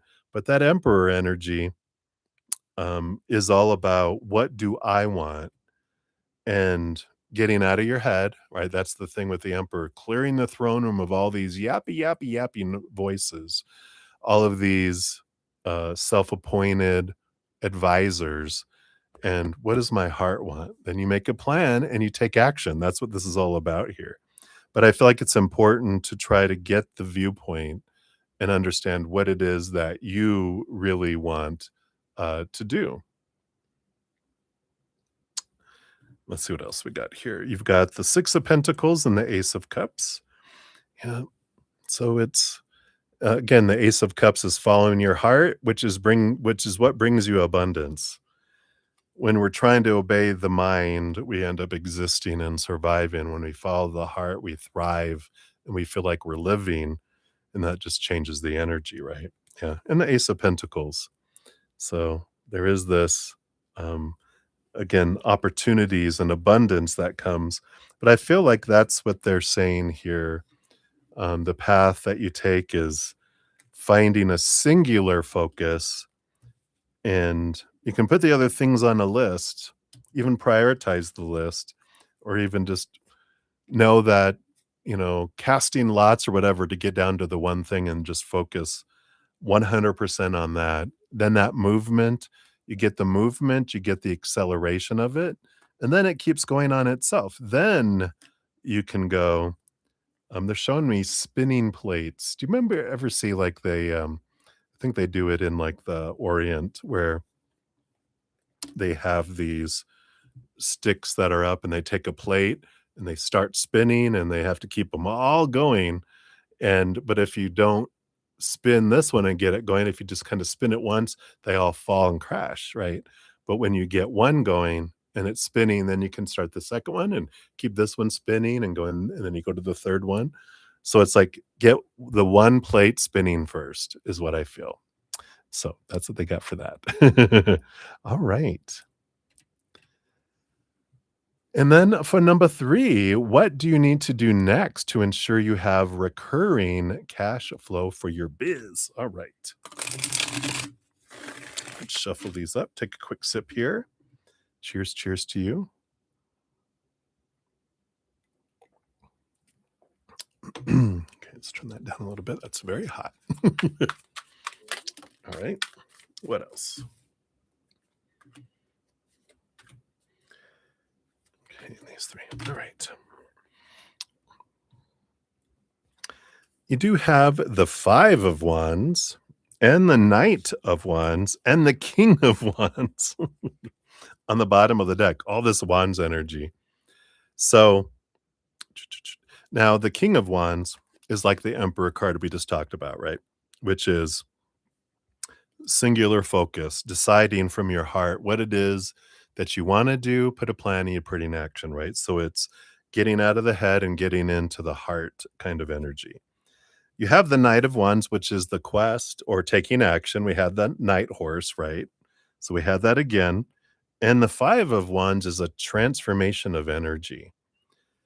So it is movement of energy from lower vibration to higher vibration.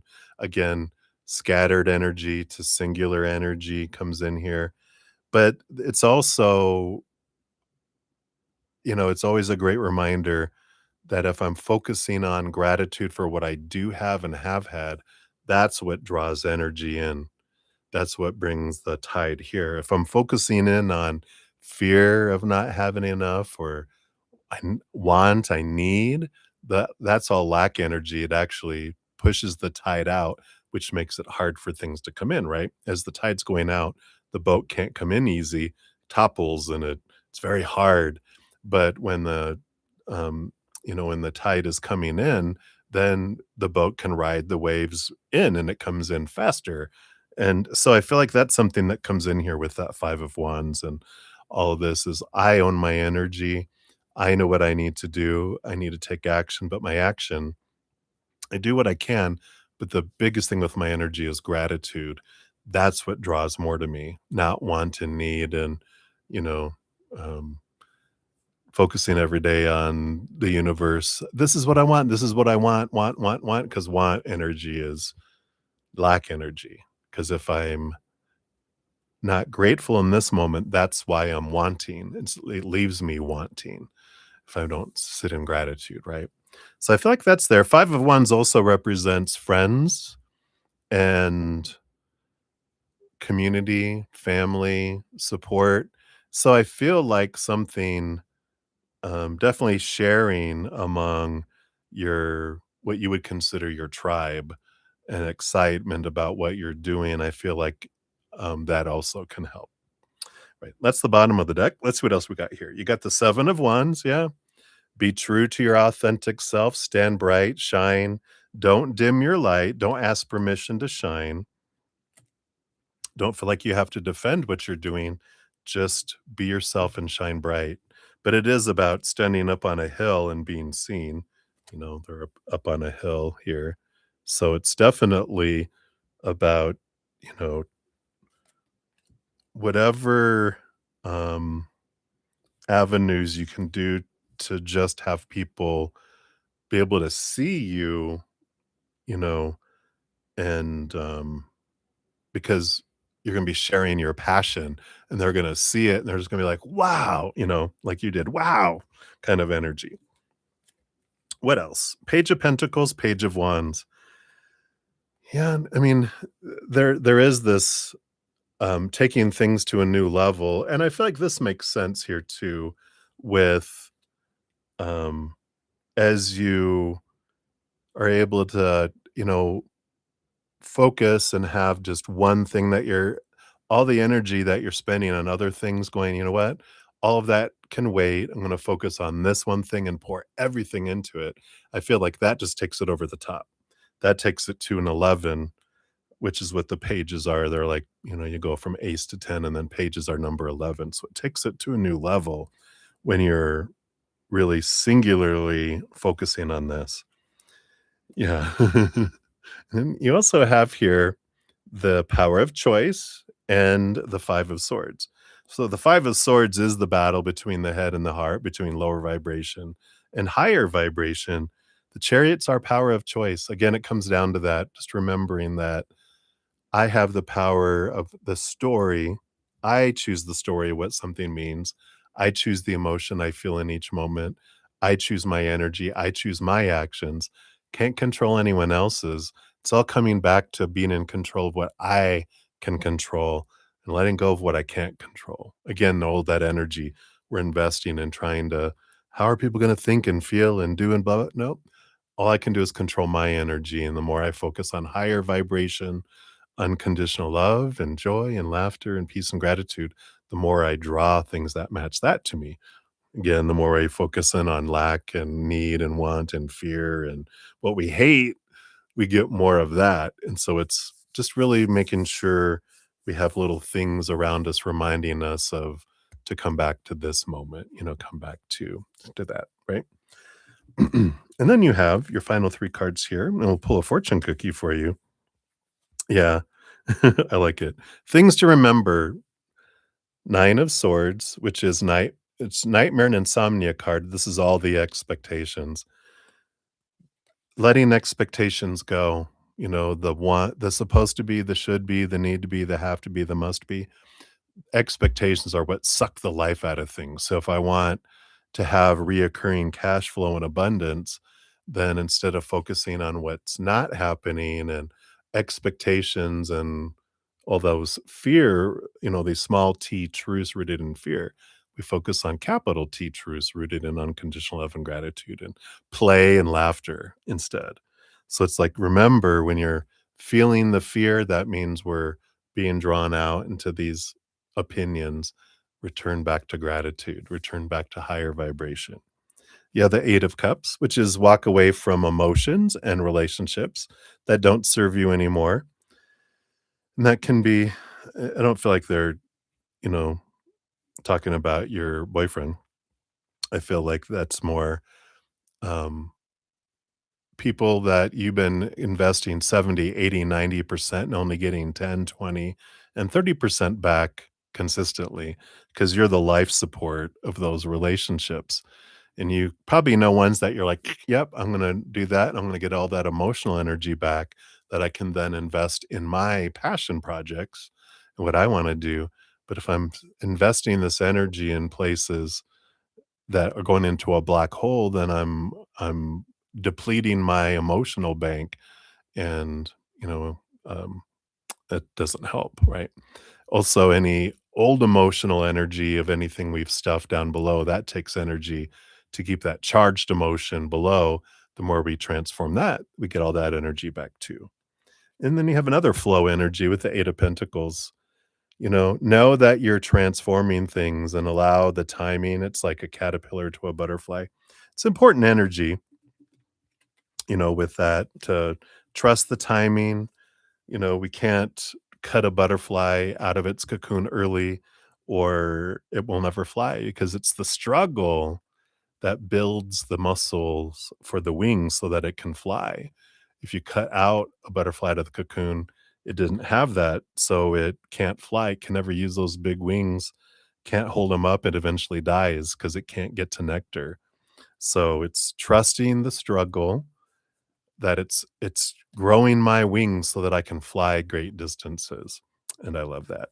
So some helpful things there, hopefully that resonates there. Let's see what your fortune cookie is here from these well-being cards here.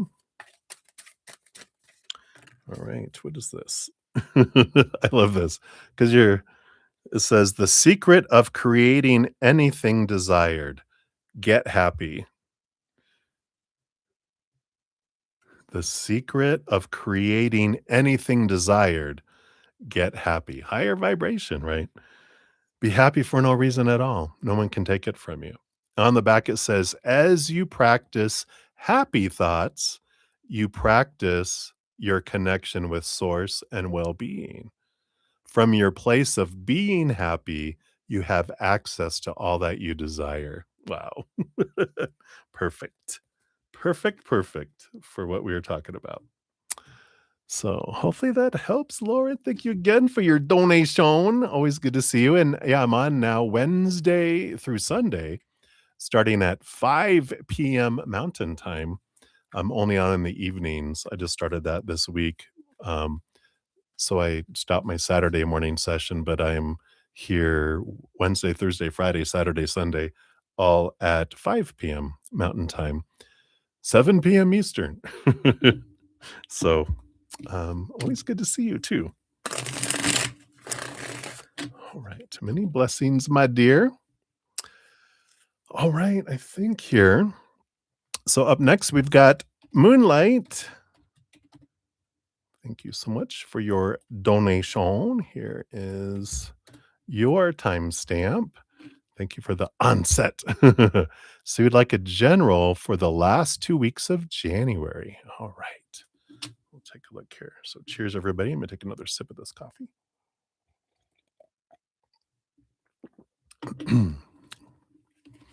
Oof. So true. I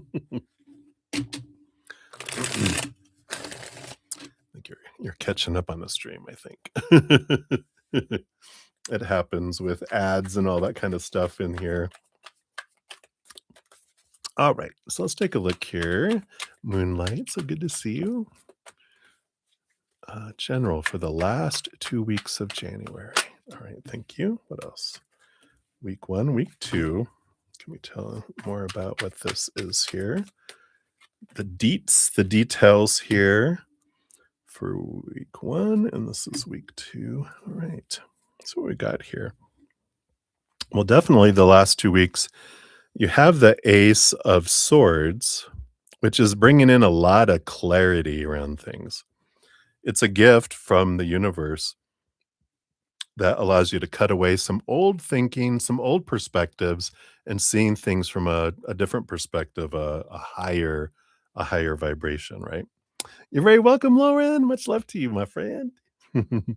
um, so we'll see what comes in here because the the next week, you have the 3 of Wands, which tells us with new information, you choose to go a different direction than you thought you would.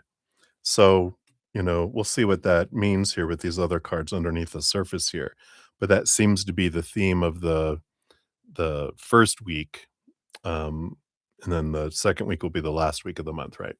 So this is like and I don't know, it can if it's work or a relationship or just life, it can be anything. We'll hopefully get some clarity with these, but it is about you choosing to go a different way than you had thought you originally were going to go around something, and you choose to do it. It's not that you're being forced to; it's you with new clarity going. I was going to go this way, but now that I know this, I'm going to go this way. So I like that. Let's see what this is about. You got the magician. This is about you creating, you focusing, you initiating, and something from your being, like something that you're wanting to create, something that you're wanting to do, something that you've always wanted to do um, with this energy. Let's see what else is here. Yeah, you have the Hanged Man, another major arcana, which is seeing things from a higher perspective, a different perspective. Also something that has been kind of paused for a while, and you've been waiting letting it percolate like a caterpillar slowly transforming to a butterfly, and I feel like now it's the time is right now with this week here.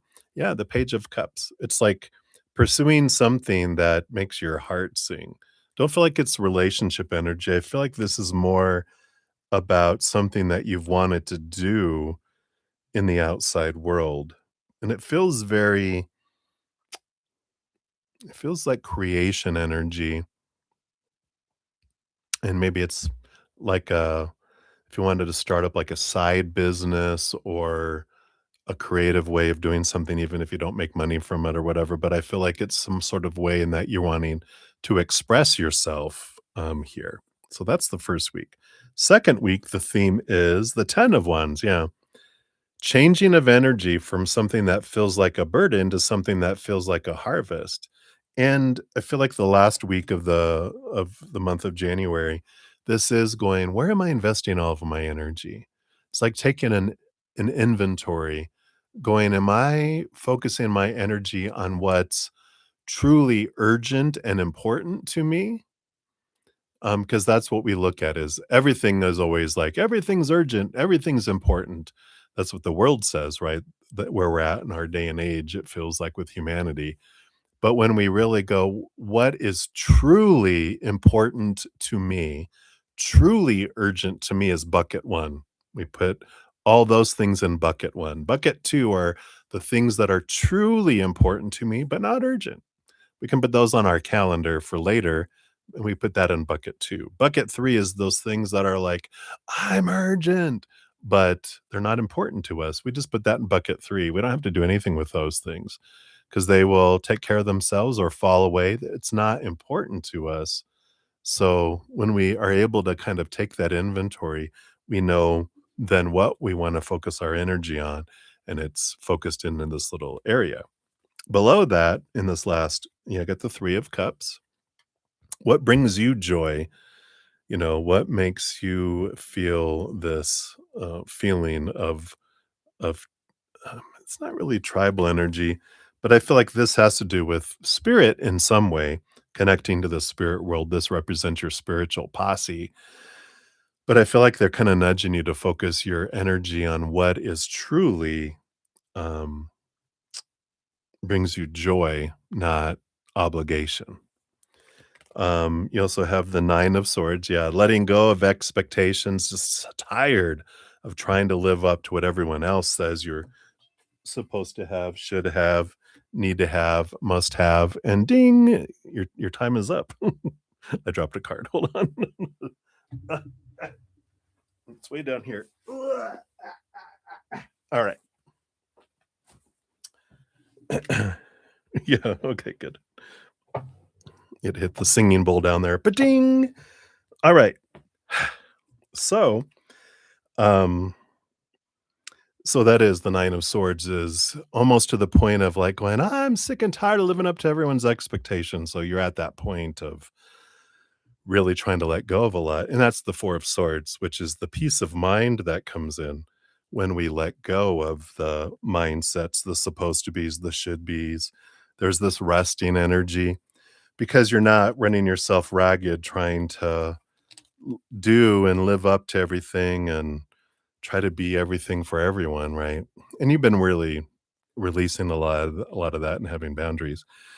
So I feel like you've kinda already moved beyond a lot of things, but I feel like the last month is kinda some finalization where you are letting go of more and more and more of, um, this sense of obligation to individuals, whether it's family, friends, work, whatever, and going, "I get to choose for me." So I like that for you.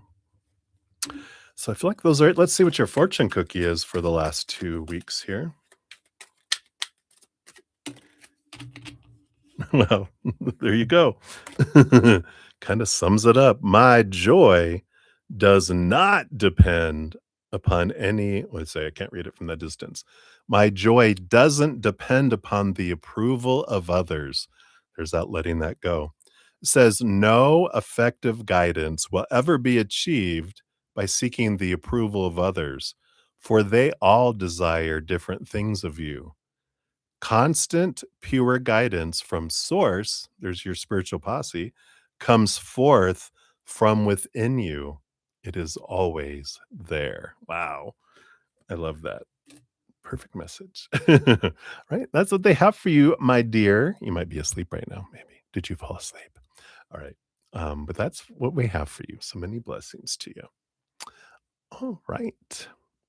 I do believe that is it for the donations at this point. So let me just make sure I didn't miss any here.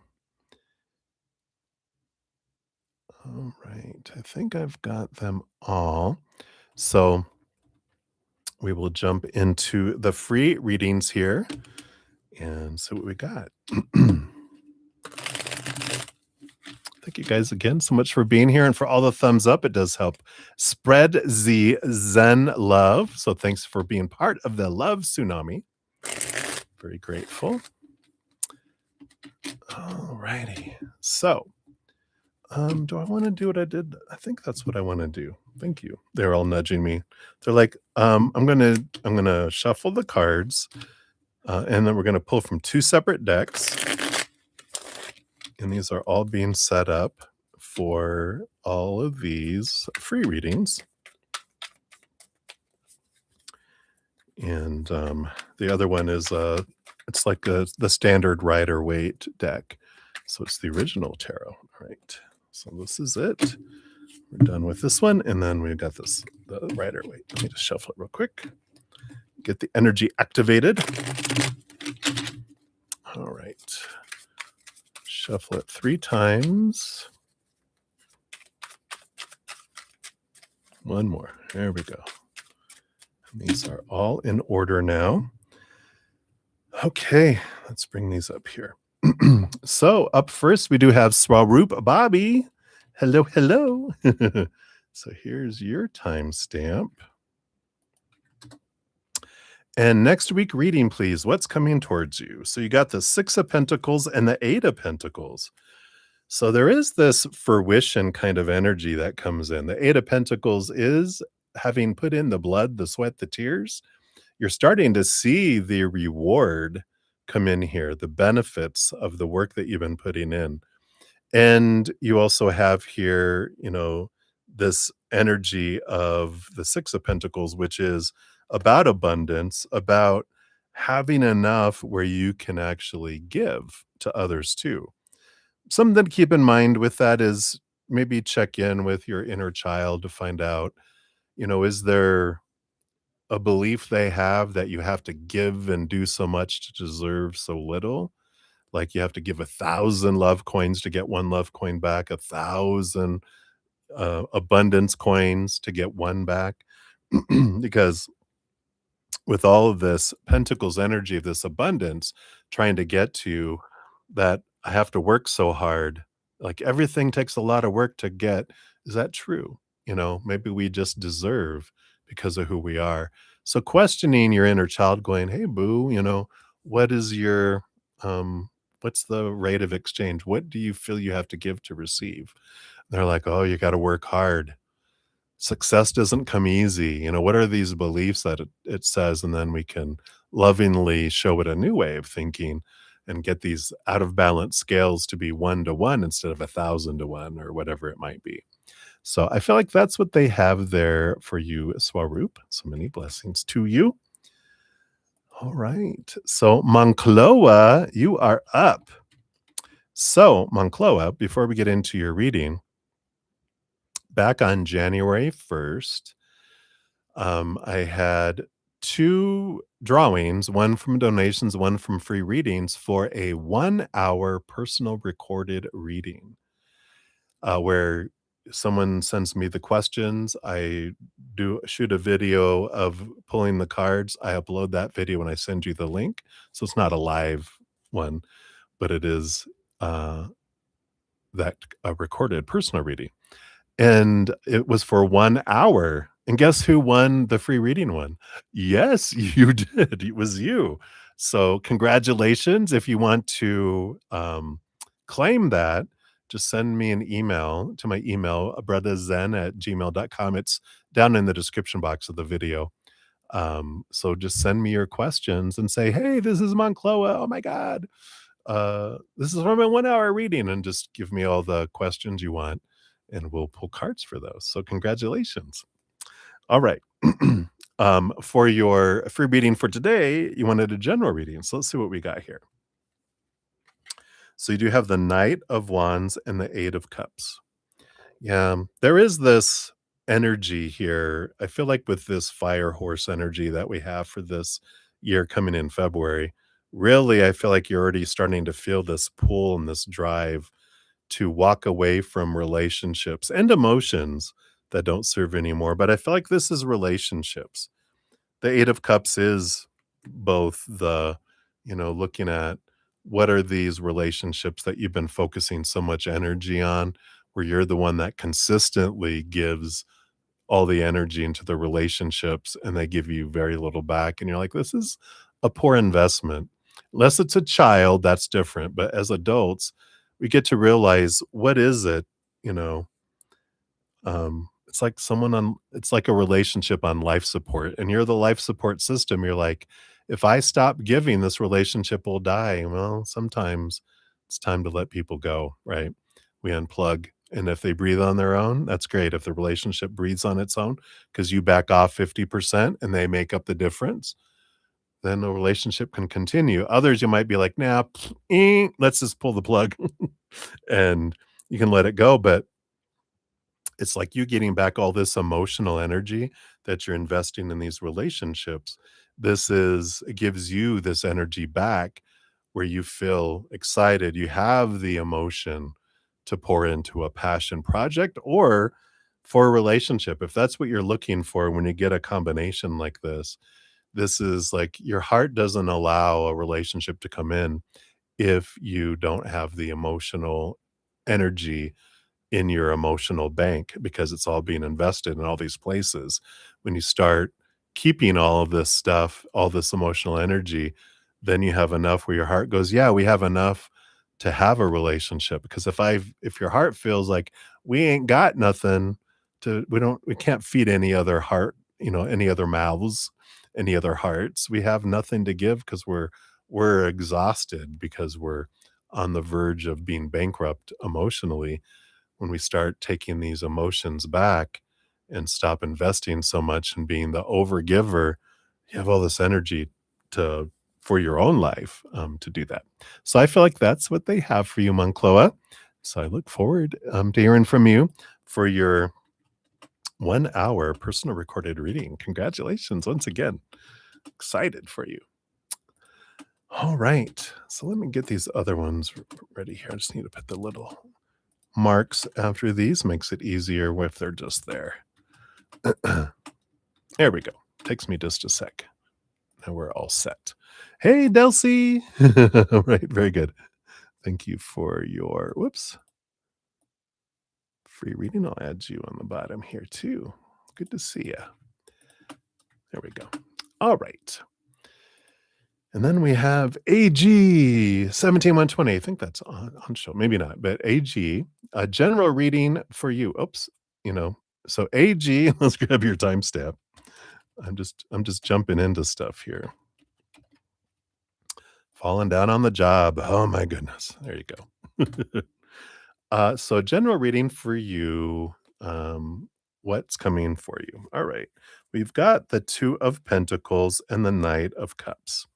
Interesting that you do have two kind of if you're looking for romantic interest, this definitely has this coming towards you. If you're not, then it could be two um other type of relationships coming towards you. But with the Two of Pentacles, that's the like I feel like it's a choice of two individuals in the outside world. And this other one here, the Knight of Cups, is about, movement of emotion. So it would tend toward romantic, but it doesn't have to. But you do have these two choices. And what they're saying here is one is going to be kind of like that matches your mind, right? That there's this well, this looks good on paper. This is what the mind would say. This is who you want because it matches all these expectations, these opinions that you were given growing up. And then the other one is your heart going, no, no, no, that's the one I want. And so it's like you're drawn between one that matches expectations and the same old, the list that we had, but this other one is so intriguing, and, of course, there's no wrong choice, but it feels like if they're nudging you, the heart's going, "Let can I choose this time?" We always go, what the mind wants. "Can't we go where I want?" It's like always, having 2 friends, and you always let the one choose what movie to go to. Like, it's time to let the heart choose one. That's funny. So, I feel like that's what's coming in for you there, AG. So, many blessings to you. Hopefully that resonates. All right. Then we got CJ. CJ, here is your timestamp. Boom, boom. And how is this week, especially Thursday, going to be? All right, let's take a look here. You got the 10 of Swords and the 3 of Pentacles. Yeah. I feel like here it's very important here to let expectations go and don't worry about pleasing other people. Doing, the 10 of Swords, they're not dead, they're exhausted. All those swords in their back are all of those expectations of supposed to be and should be and need to be and have to be and must be. All these opinions, trying to live up to what everyone else wants and, you know, trying to live up to that. Because you have the 3 of Pentacles, which is being true to your authentic self And normally you'll see someone who's creating there. Let's see if I can get it any closer. Someone who's creating, and then there's two other individuals on the Three of Pentacles. Spirit told me in this Three of Pentacles that this person's creating something. And then they have these two people. One person is known to be the, you know, what's the word? Putz. No, it's a person who will always find something wrong. We should have done it this way. Why are you doing that? You should do this. Blah blah blah blah blah blah blah blah. It's someone that can't. They're the downer, the person who's always find something wrong with what everyone's doing. And that person we know, we put them outside going, we don't care about what they think. But the other person is the person that's usually supportive of us. And that person can actually be like um, more influential on us going off of our true authentic path because they might just in a non expectation way go, hey, have you ever thought of doing it this way? Just as, trying to be helpful from a place of love and support, and we're like, "Oh god, if I tell them no, they're gonna join that negative crowd, and I'm gonna lose my person who's supporting me." So this energy is like, be true to your authentic self. Don't worry about, the praise or the punishment of people. Be true to yourself this week. Let the expectations go. Go from a place of creativity, from a place of authenticity. And I feel like when you do that, that's what allows creativity to flow because you're flowing from your heart and not your mind. If this 10 of swords come in, then you feel exhausted. You can't please all the people because everyone has different expectations, different ideas. And you're like, I got to be true to me. And then things feel successful because you are expressing that truth. So hopefully that makes sense. Right. That's what they got for you, CJ. So many blessings to you. All right. And we have Mariana in the house. Hey, Mariana. Good to see you. I'll add you to the free list here. A really hard exam today. Yay. You're brain fried by now, huh? All right. We'll get to you here in a moment. All right. Marissa Smith, you are up. Oops. Let's give you a correct timestamp here. All right. There we go. Much better. Hey. So, free question. What are people's perception of you? Well, of course, everybody, we don't see the world as it is, right? We all see the world as we are through our filters from how we grew up and all of these opinions, all this conditioning, right? So, there was this great post that I saw once where it said, there's 1,000 versions of you walking around in the world because everyone that sees you sees a different version of you based on themselves, how they're feeling in the moment, what kind of life they had. Everyone has a different opinion or perception of who you are, including ourselves. And all of those opinions, including our own of ourselves, are not accurate because we don't have clear picture. We even have our own conditioning on how we see ourselves. We don't see ourselves clearly. We don't see the outside world clearly. We see each other through these kind of glasses that have smudge marks on them, right? So we all see the world differently. So we'll ask here what what is a common perception? Not everyone thinks this, but what does spirit want you to know of what a common perception is? But it doesn't mean everyone thinks that way because people are so different, right? So there you go. Clarity on that. So let's see what we got here. Yeah. So there is this, it's interesting here that there the 5 of wands and the 2 of swords. 5 of wands energy, what I'm picking up in here, it can be conflict energy, but what I'm getting from here is that a lot of perception is that you find yourself in the middle of I don't wanna say the way I'm gonna say it, bear with me because I'll explain it, but the way it coming in here is you always seem to find your way in the middle of drama, which not that you're causing the drama or the drama's about you, but you find yourself in the middle of it because you get drawn in. You're like, "Yes." You get drawn in to help people because you want to you've got a great heart of wanting to help people get along, and you don't like conflict, so you find yourself trying to get people to mend together, trying to bring clarity, try to have everyone get along.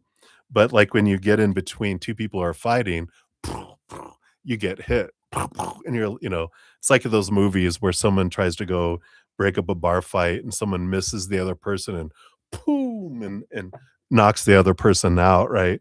Or knocks a friendly bystander who's trying to help, and I feel like people, see you as someone that's helpful and that tries to help people, but you end up getting drawn in to things, and they're just like, that poor girl." The Two of Swords too is, this is conflict energy that comes in here, and I feel like that's kind of a thing is that not that you're conflicted, but that you end up being around a lot of conflict, um, which in a way, that does tell us it's a mirror for us, right? Of where am I conflicted on the inside? Because I see the world as I am, not as it is. So if I see conflict, that means there's some conflict, which we're all conflicted between our head and our heart most of our life until we can get them seeing each other, seeing things from a higher perspective and have let go of a lot of low vibration thoughts and beliefs and emotions that don't serve us anymore. We get to a balance point. But in the beginning, we're all conflicted. And then I feel like that part of the conflict that's within you is that you do want peace, you do want, things to be even killed in what we want the world to be. We all have these expectations of what we feel the world is supposed to be and should be and how people are to be. And when we feel like people are having rough times, we can, especially people with big hearts, right? Um, can feel overwhelmed wanting the best life for people. Which their best life is what we think they should be having, right? Which is like, "Oh, whoops." I remember they're bringing back to me this, um, point in my life there this was, like, maybe 20 years ago, but, it seemed like everybody that was important in my life was going through what I perceived as a rough time, that they were having physical struggles or emotional struggles, mental struggles, energetic struggles. And I was like, "Why is everybody in my life having such a rough time? I just wanna try to, make it all better for everyone." And in that moment, it was like I had a daydream. It was like a vision, right? Ooh, a vision. Um, and I saw myself walking down an elementary school, and I was looking in the little windows. They had, like, these glass, rectangles that you could look into the classroom to see, if anyone was in there, and all the students were scowling because they were having such a hard time, and, like, I went to 3 classrooms, and every time I looked in through the little glass, they were all struggling, and finally, I just busted in the 1st classroom and said, "Come on, everybody, we're going to the auditorium." I went to each classroom, all the kids followed me, all the teachers followed me.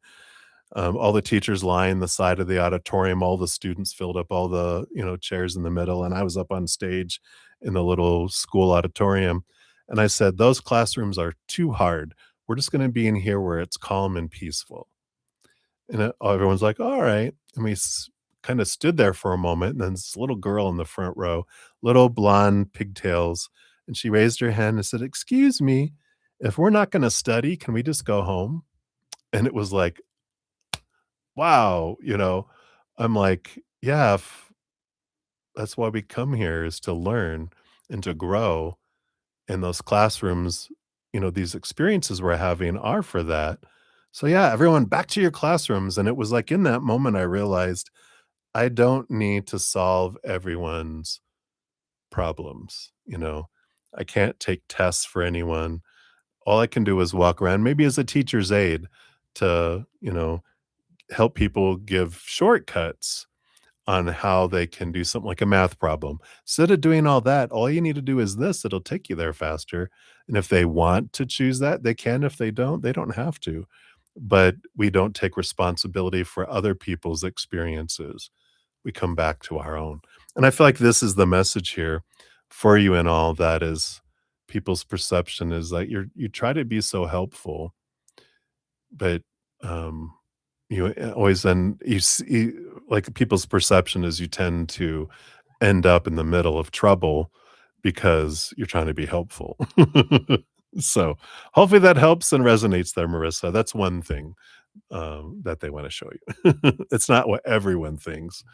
It's not the only thing people think, but I feel like they wanted to show you that because there's also whatever you see in others is a reflection of what's going on inside of you too. So people don't see you as you are, people see themselves as they are.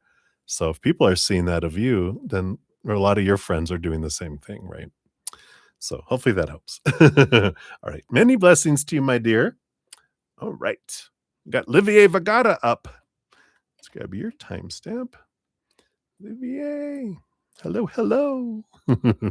Here is your timestamp. So any message the cards want to tell you. All right, let's take a look here. So you've got the Page of Cups and the Nine of Swords. Yeah, and this is good. This is, the Nine of Swords is you're reaching this point of exhaustion of, it's like you're at the point of letting go of these expectations of pleasing other people and all these ideas of what it means to be happy and what is needed to be happy with this Page of Cups. Page of Cups is like happiness and heightened emotion and taking the emotions to a whole new place of joy. And I like this message because it's basically kind of saying that when we have our happiness connected to any expectations or a future outcome, then we're never happy until then. But then never happens because as we get closer, it's like the donkey with the carrot on a stick. We never really get there. We get close to what we think we're supposed to need to be happy, and then the stick moves.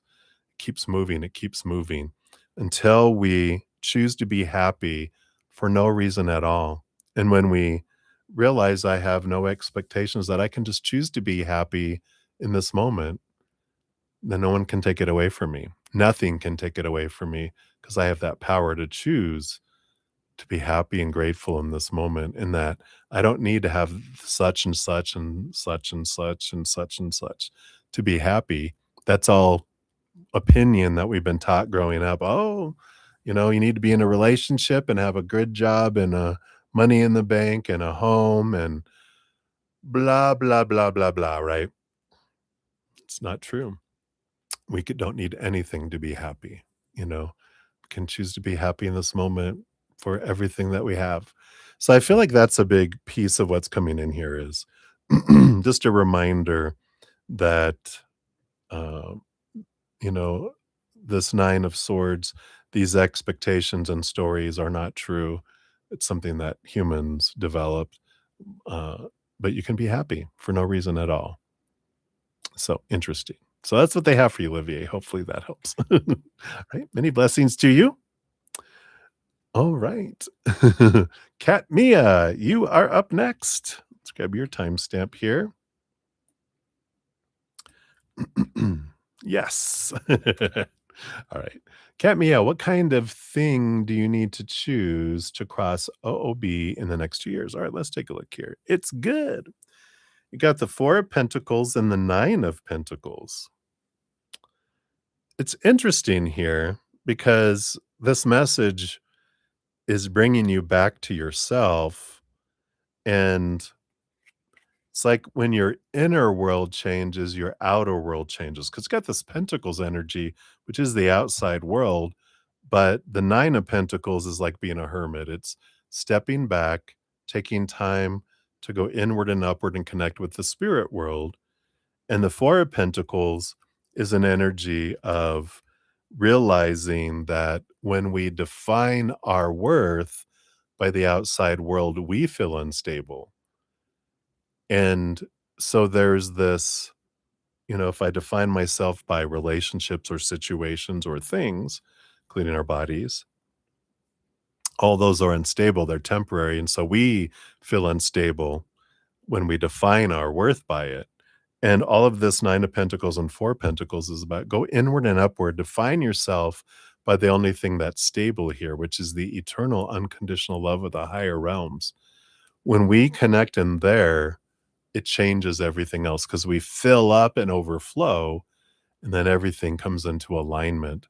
We're not in fear. We're not being impacted in our relationships and our situations and our bodies and our abundance and everything. It all we fill up on the inside, and it changes our viewpoint of the outside world. It changes our energy. What allows us to come in, things to come in, and then change happens in the outside world. But we don't change from the outside in, we change from the inside out. And I feel like this movement forward happens with whatever this is that you're wanting to, move forward. It starts with you moving on the inside, raising your love vibration, raising your self worth, raising that inward. And then you see the impact of the outward. So that's what they have for you, Get me up. So hopefully that helps a little. So many blessings. All right. You're welcome, Olivier. All right, Ateshi, you are up. Here is your timestamp. So, what was Hugh Lee's mindset towards you today? As in, from what lens was he looking at you? All right, let's take a look here. You do have the Lover's card and the Four of Wands. Ooh la la. Let's see. I got to cover up some private parts here for YouTube. The Lover's card. They're naked. Got the Lover's card and the Four of Wands. It's interesting because the Four of Wands is a marriage card. It's joy card energy. And Lover's card, of course, is about important relationship energy. So I feel like they were looking at a lens for you of possibilities of, you know,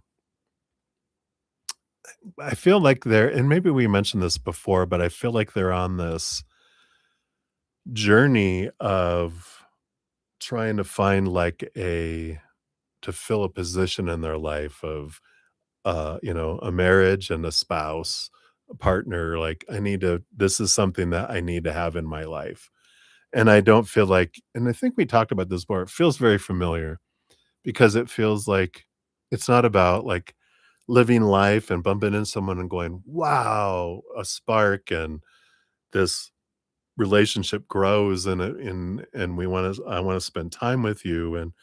And then there's this, relationship that organically grows between us. I feel like I have a position. I'm looking for applicants, and I feel like you'd be a good applicant. It's that kind of energy that comes in here. Feels more strongly though, because I feel like before there was a lot of candidates, and I feel like they're whittling them down by going, "Oh yeah, no, I'm getting to know people. No, they are not. They are not." But they're like, "There's something about you," and they've kept you in the running uh, with them, if that makes sense. So that's what's coming in, Ateshi, right now. So many blessings to you. All right. Then we have Maria P. You are up. Thank you so much for your donation earlier. Here is your free reading and a general for you at work. Let's see what we got going on here. Yeah. So you got the strength card, this Leo energy of bravery, stepping forward, leadership energy. I feel like you get that before in some of your readings around work into a leadership position, but that Seven of Swords is it's a deceit and a thief card. And so don't steal anything from work. And I'm just kidding.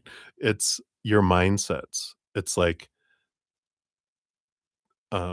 awareness coming in here of your own thoughts and beliefs and mindsets that would make you would steal opportunities from you because there's something inside that you don't believe I could.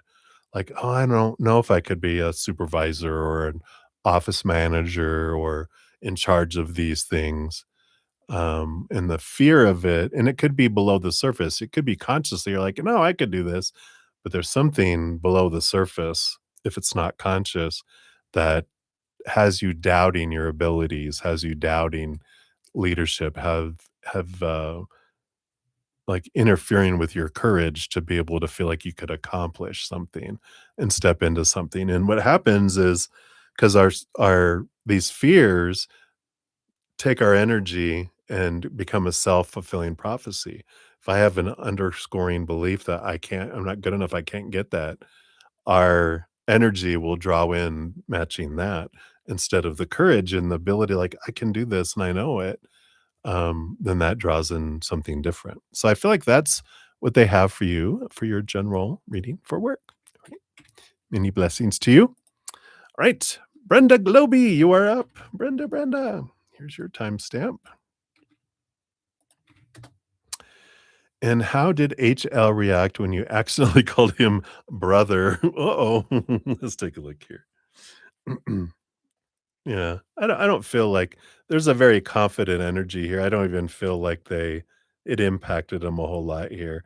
7 of Wands is about, you know, being true to myself, not dimming my light, not asking permission to shine. I'm just gonna shine bright. King of Wands is very much in control of their energy and their choices with this combo here.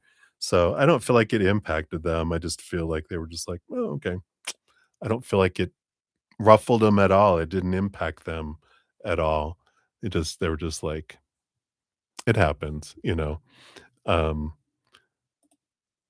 and I don't even feel like there's this energy of them focusing on themselves a lot with all this fire energy and this king, and I'm the king of the hill, they're up on this hill here. I'm a king of the hill, that they're focused more on themselves, that I don't even feel like that really, you know, um, like they might even have realized it. They might have just went, "Oh, yeah, yeah," kind of energy. So that's interesting, right? So that's what they have for you, Brenda. So many blessings to you. Let me take a quick sip here. All right. And then we have Asuna. You are up. Let's grab here, timestamp here. There we go. I am feeling good today. Hope you're feeling good. We had snow. I love snow. We have like a foot. Want to ask how Dharma feels about you. Does he want to get back with you? All right, let's take a look here. What do we got coming in here? You know, we've got here the magician, which kind of brings in a world of possibilities. But the Four of Swords is like a rest energy coming in here. And I feel like I'm getting like this really I want to be alone energy for them right now. And this Four of Swords, I feel like when they think about, because I feel like they think about getting back together, but it's like we can't get back together with things the way they were. The Four of Swords energy is like letting go of expectations. Like they would want to not have to have intentions, not to have a whole lot of rules and supposed to be's and should be's and need to be's. I'd want to just go and be able to go on an adventure kind of energy than to, feel like I'm going into a cage. Cause I feel like that's some of what goes on inside of them here is I want to be able to create and enjoy life and go and not feel like, there's all these expectations and I'm having to do all this just to get up to 0. I want no expectations, which I know is an expectation in itself. My expectation is I do not want any expectations, but, you know, as little expectations as possible, then everything is above and beyond extra, and we're not feeling like we're, having to invest so much energy to get no to 0, right? And there is this, you know, not that they wanna be, with a bunch of different people and be, have a like a lion that has a lion's pride with all the lionesses. They're like, "No, I just don't wanna be a caged lion.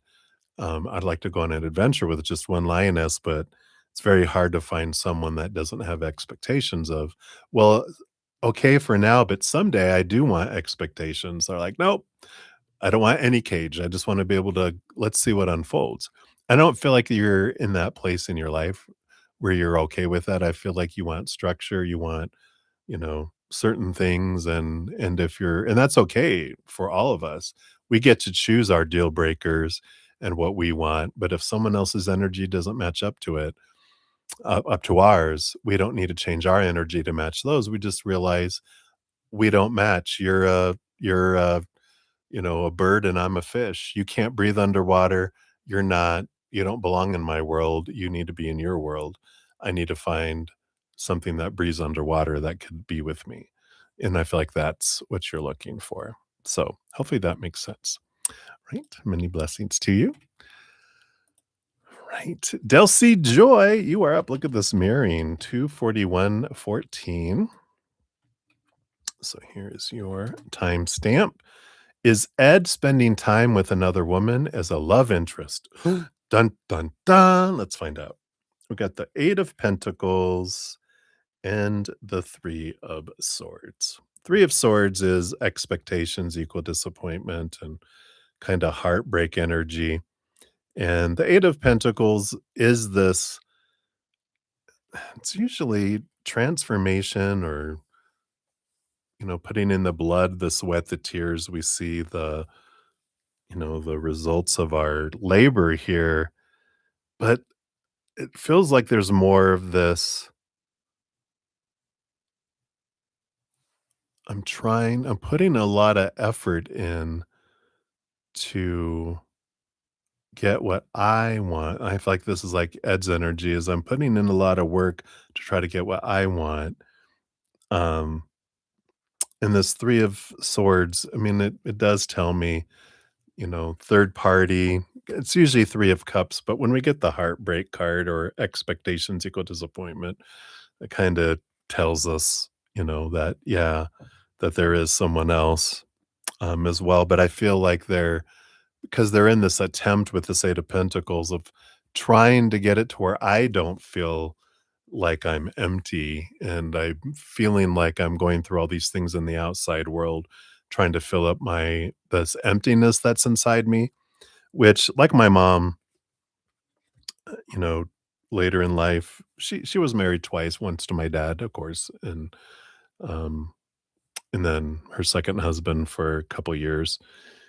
But she still carried a lot of, how would we say, well, guilt or blame, thinking that the reason why her spouses kind of cheated on her um, had to do with her worth and had to do with who she was. And when I, and this was only like back in, let's see, COVID was 2020, right? So it would have been like 2019, after, and this is like, and she's in her 60s, 70s, I think she was. Yeah, because I think she just turned 80 not long ago. So 70s, she'd been carrying it for 50 years, maybe, maybe 40, but still long enough. And and when I told her that you do realize that it wasn't you that was making them unhappy.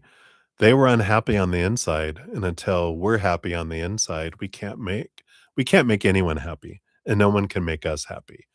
That's our responsibility. That's our job. My job is to make me happy. No one else can. And once I'm filling up with happiness, their happiness becomes above and beyond extra.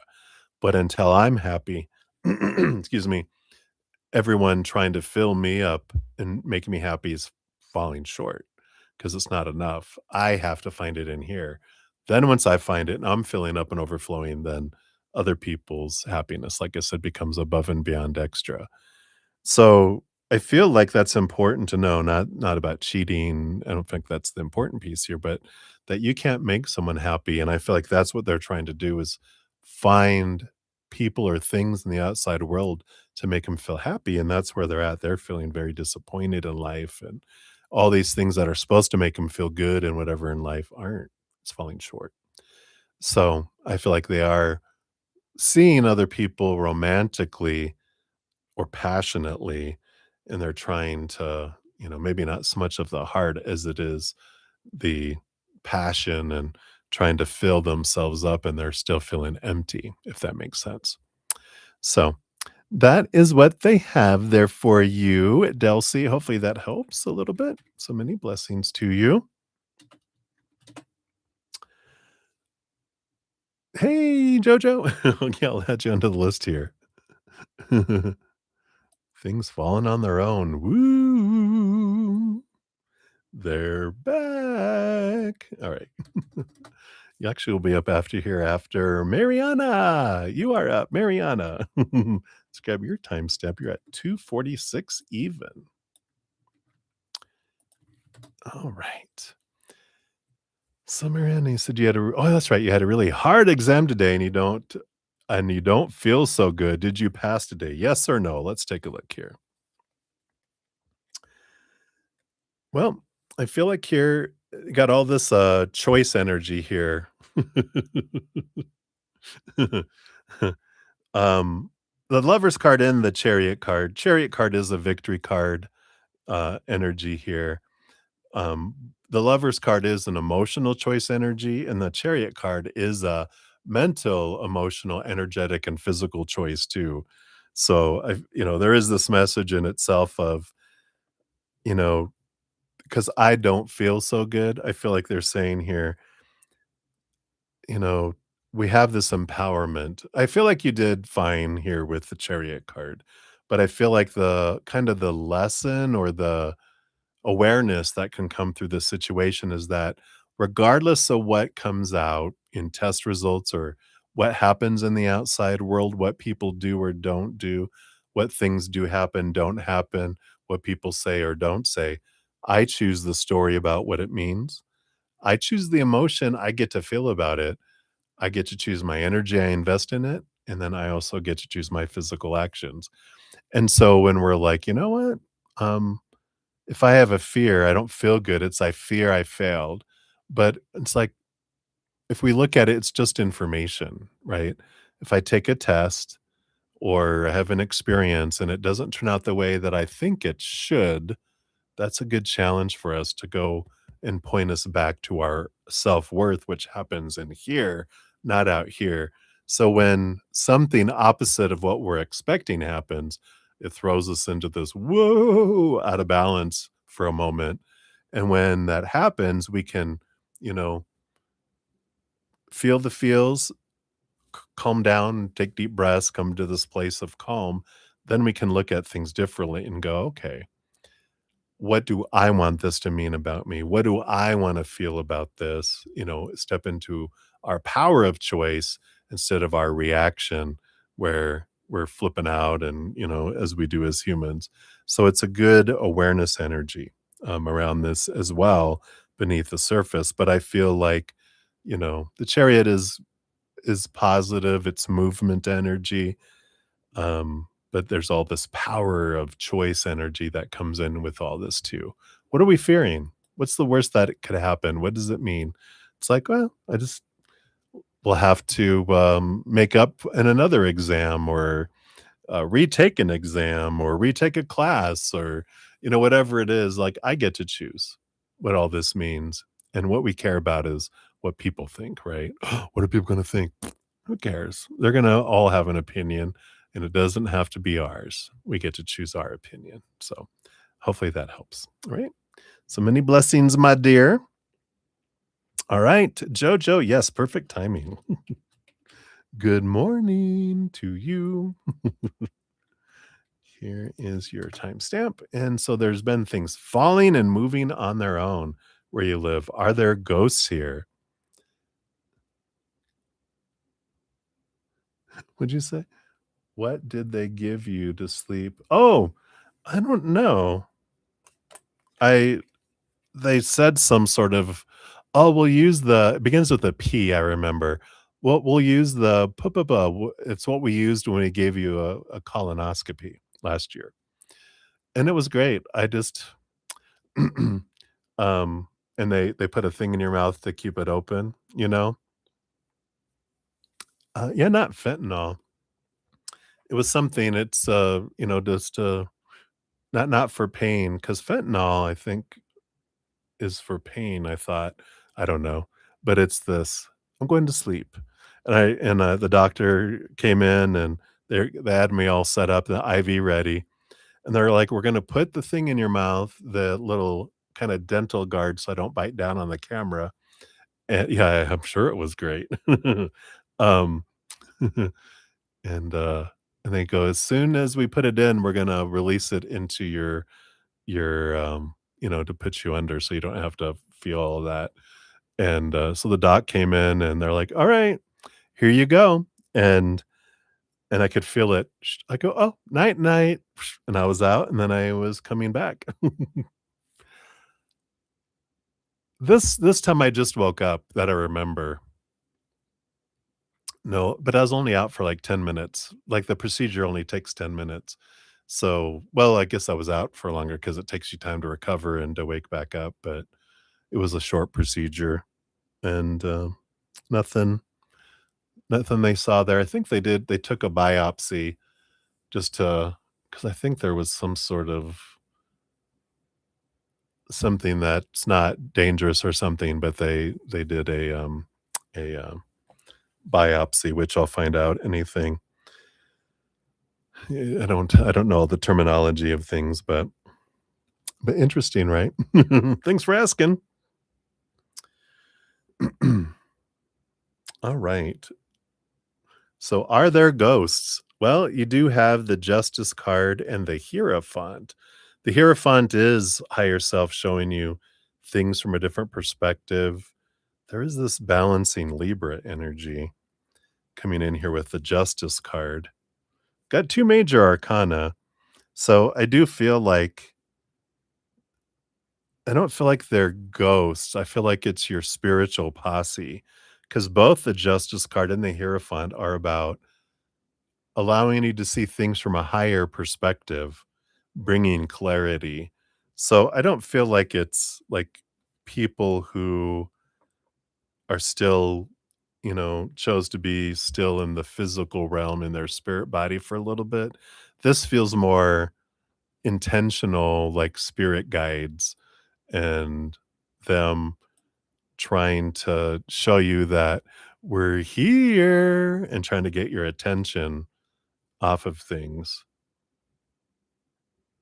And it feels here like the message weird moments too, but I feel like they're trying to get your attention away from something that's going on in the outside world. I feel like they do stuff to you. You go, "What was that?" Because it takes you out of, like, you're either stuck in your head or in a reaction or something, and then you're just like, "Oh," and it kinda, like, is like "Hey," you know, try to get your attention. "What was that?"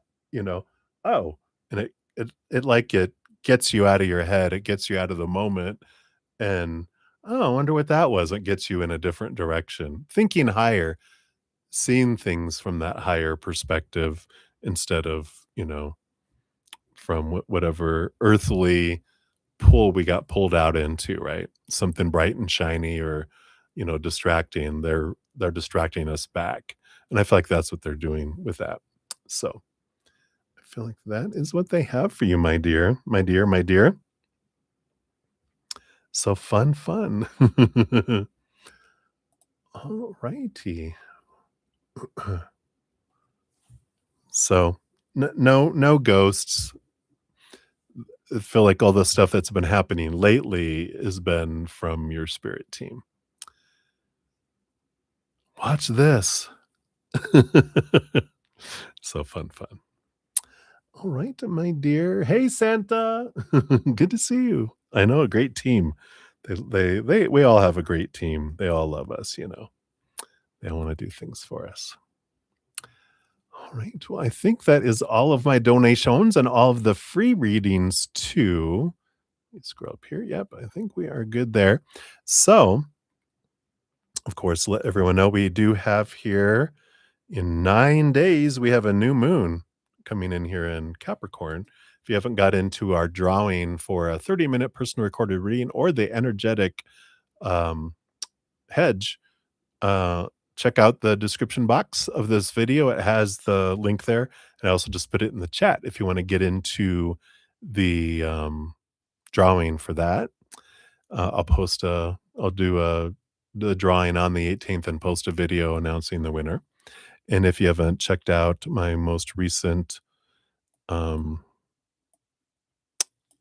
podcast adventure, I still need to do this. Here is the link to the playlist here. So you can check out the most recent one that we did, which is all about defensiveness. So we have that. Yeah. And we'll post you here, Delcy. Here's your timestamp if you need to go back and watch it there. Um, and then I'll post it in a pinned comment too at the end if you need to recharge your phone and come back later, you'll be able to grab it there. Hey, Santa. Thank you for your donation. Okay, I have one more reading to do. We'll do Santa here. I think that's all the other stuff I wanted to mention there. So, um, fun stuff. So thank you for your donation, Santa. And as soon as you put your question there, I'll jump down and complete that there.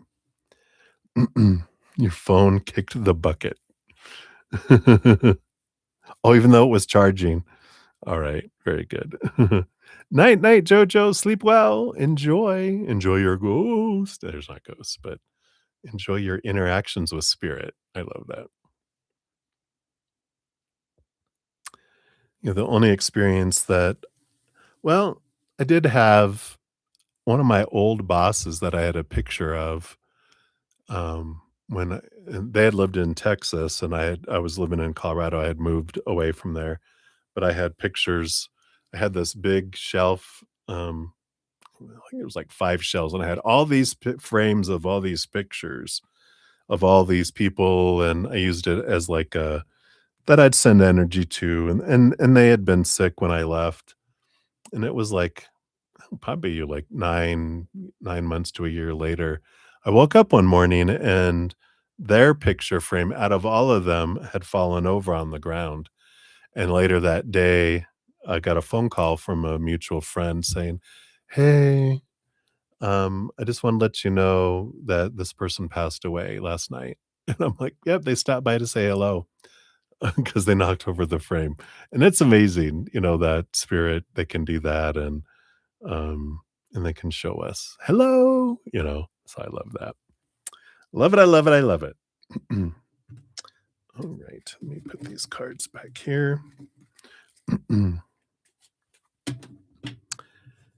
So one time I was doing a house clearing for someone, and we were sitting in 4 of us, and I was doing the energetic cleansing, and usually I would do a hedge and just push everything out, that was, not of light and different things.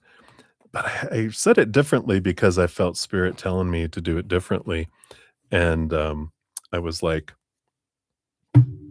"Whatever's not supposed to be here needs to leave," and in the kitchen, one of the people that lived in this apartment, um, they slept out in this, like, little sunroom area, and the door was very stuck. It wouldn't just open very easily, but they said sometimes the door would just and open up by itself.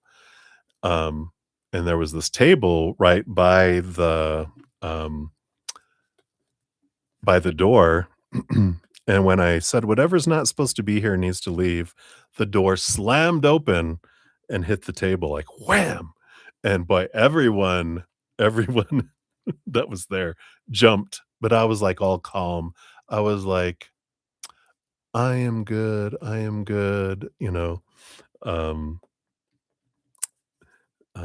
'cause I knew, "No, it's right, they're supposed to be here." I was all calm. So it was fun. Night, night, Deb, Deb. All right. So Santa, thank you so much. Oh, look at that. Right at 3 hours even. Look at that. So let's give that a love and a like there. Thank you so much for your donation. And your intuition works okay, dear brother, but can you tell me in cards who is your enemy and who have good intentions towards you and some advice from you? Yeah, absolutely. Aquarius.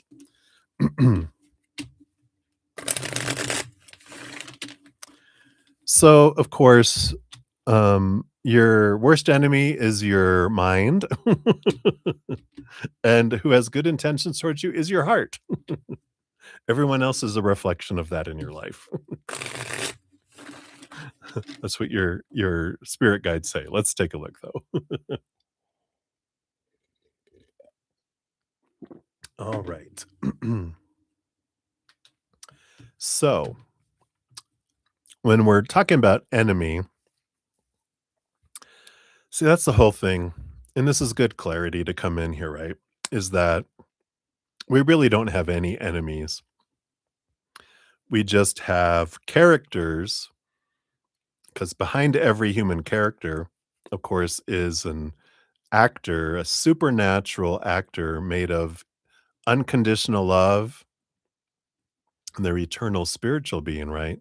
Just like our higher self. So behind every character is that eternal actor that's made of love. So no one has true bad intentions towards us.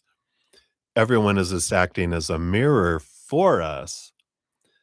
Um, and any villains we see, any enemies we see in our life are because we're in drama, we're in the human fears. Because when we're in human fears, that's when we need that melodrama where there's a villain, a victim, and a hero. Whenever there's a victim, a villain, or a hero, then we're in the mindset of the human expectations. And no one is truly our enemy. They are just reflecting back to us the enemy within us, which is our mind, which is these expectations, these accusatory supposed to be's and should be's and need to be's and have to be's, this judge of this human side of us that's rooted in fear, right? And so there really isn't truly an enemy that we have in the world, just a perceived enemy, and perception happens in here, not out here. We see people as enemies when they're not doing what we think they should be doing, and now they have become a villain in my life. Till I release expectations, I get out of this human head rooted in fear, and I see things from a higher perspective of eternal, unconditional love energy. Then I see things clearly for what it is, that they're a spiritual being hidden in this human body, this character, showing me what I wanna see about myself until I see it. So, I like this, this energy of realizing that everything and everyone is for me, not to me. But I come down here to experience victimhood. So while I'm experiencing that, I'm gonna perceive enemies. Um, but there really are no enemies, is I feel like what is what they're wanting to tell you here. Um, so I feel like that's the advice that spirit wants to give, just channeling without any cards. So we'll take a look here. All right, let's take a look.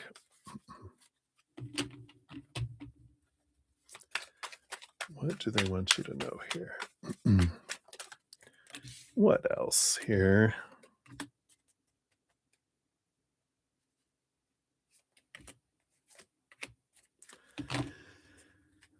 All right. Yeah. So the bottom of the deck, you have the Seven of Cups. Seven of Cups represents a lot of different emotions. And that's basically what they're saying is we come down here to experience a variety of different emotions, right? Um, Lower vibration to higher vibration. And emotions happen in here, not out here. Thoughts and beliefs and perceptions happen in here, not out here. The outside world just is, it's neutral. So when someone does an act or doesn't do an act, says something or doesn't say something, all of that that's happening just is. There's no meaning till it gets in here. Then this little noggin starts to all the conditioning that we've had. Oh, when someone does this, they're my enemy. When someone does this, they're my support or they love, it's good intentions towards me. But when we realize and we can see things from a higher perspective, we do learn that there's no wrong emotion, no wrong choice. There's no wrong action, no correct action. There's just action. There's just movement, but we're the ones that create a story around it. We're the ones that create emotion around it. We're the ones that react to it. All the triggers happen in here, not out there. So when we feel like there's an enemy, when we feel like there's a villain, then that is our cue. We can look in here and be freed from that because the villain lives in here, not out here. The enemy lives in here, not out here, right? So, but the 7 of Cups tells you that you came down here to experience all emotion. When you're tired of feeling an emotion, no, there's always another choice of a different lower vibrational emotion or a higher vibration emotion, and you get to choose it. No one makes you feel anything. You choose to feel it. Now, sometimes it doesn't feel like we're making a decision, right? And I know because when Spirit told me this, I was like, "What? But why when they do that do I feel this way then? Didn't they just make me feel that way?" And they're like, "No, you were conditioned growing up. You had a lot of opinion fed to us growing up that when that happens, this is what it means. This is how you're supposed to feel." And then we didn't know any better as children. We just took on everyone's opinion as truth. We didn't know any better. And then that became our opinion. Then we had it reinforced over and over and over again, where it becomes our habit to think a certain way and to feel a certain way, because that's how habits are formed through repetition, right? And then it became so fast, it became our reaction that it doesn't feel like we're making a choice, but it's become such a part of our operating system in a way that that's how we react. But we can also change our habit and think things differently, right? Through repetition and not judging ourselves. So I feel like that's a big piece of it here. Let's see. Yeah. And then you have it's funny that you got the 7 of Cups and then the first card up, that was the bottom of the deck. You have the 8 of Cups, which is walking away from emotion that doesn't serve us anymore, relationships that don't serve us anymore. So we're allowed to walk away from that. And you got the moon energy here, which is there's a lot below the surface emotionally that's hidden. And, we do have this, you know, that rises up from within. There's a lot of past life energy that's connected to the moon energy as well. That, we want to see different sides of things and experience different things. So, that's part of our journey and our adventure as well. He said, "But why do some people hate you because of your opinion? These women are rude to you because you speak your mind." Um, well, those aren't your enemies, right? If people hate, that's a reflection of what's going on inside of them. Doesn't have anything to do with us, right? Everyone's a mirror reflecting back to us what we want to see about ourselves. So when people express anger, that's fight or flight mode, right?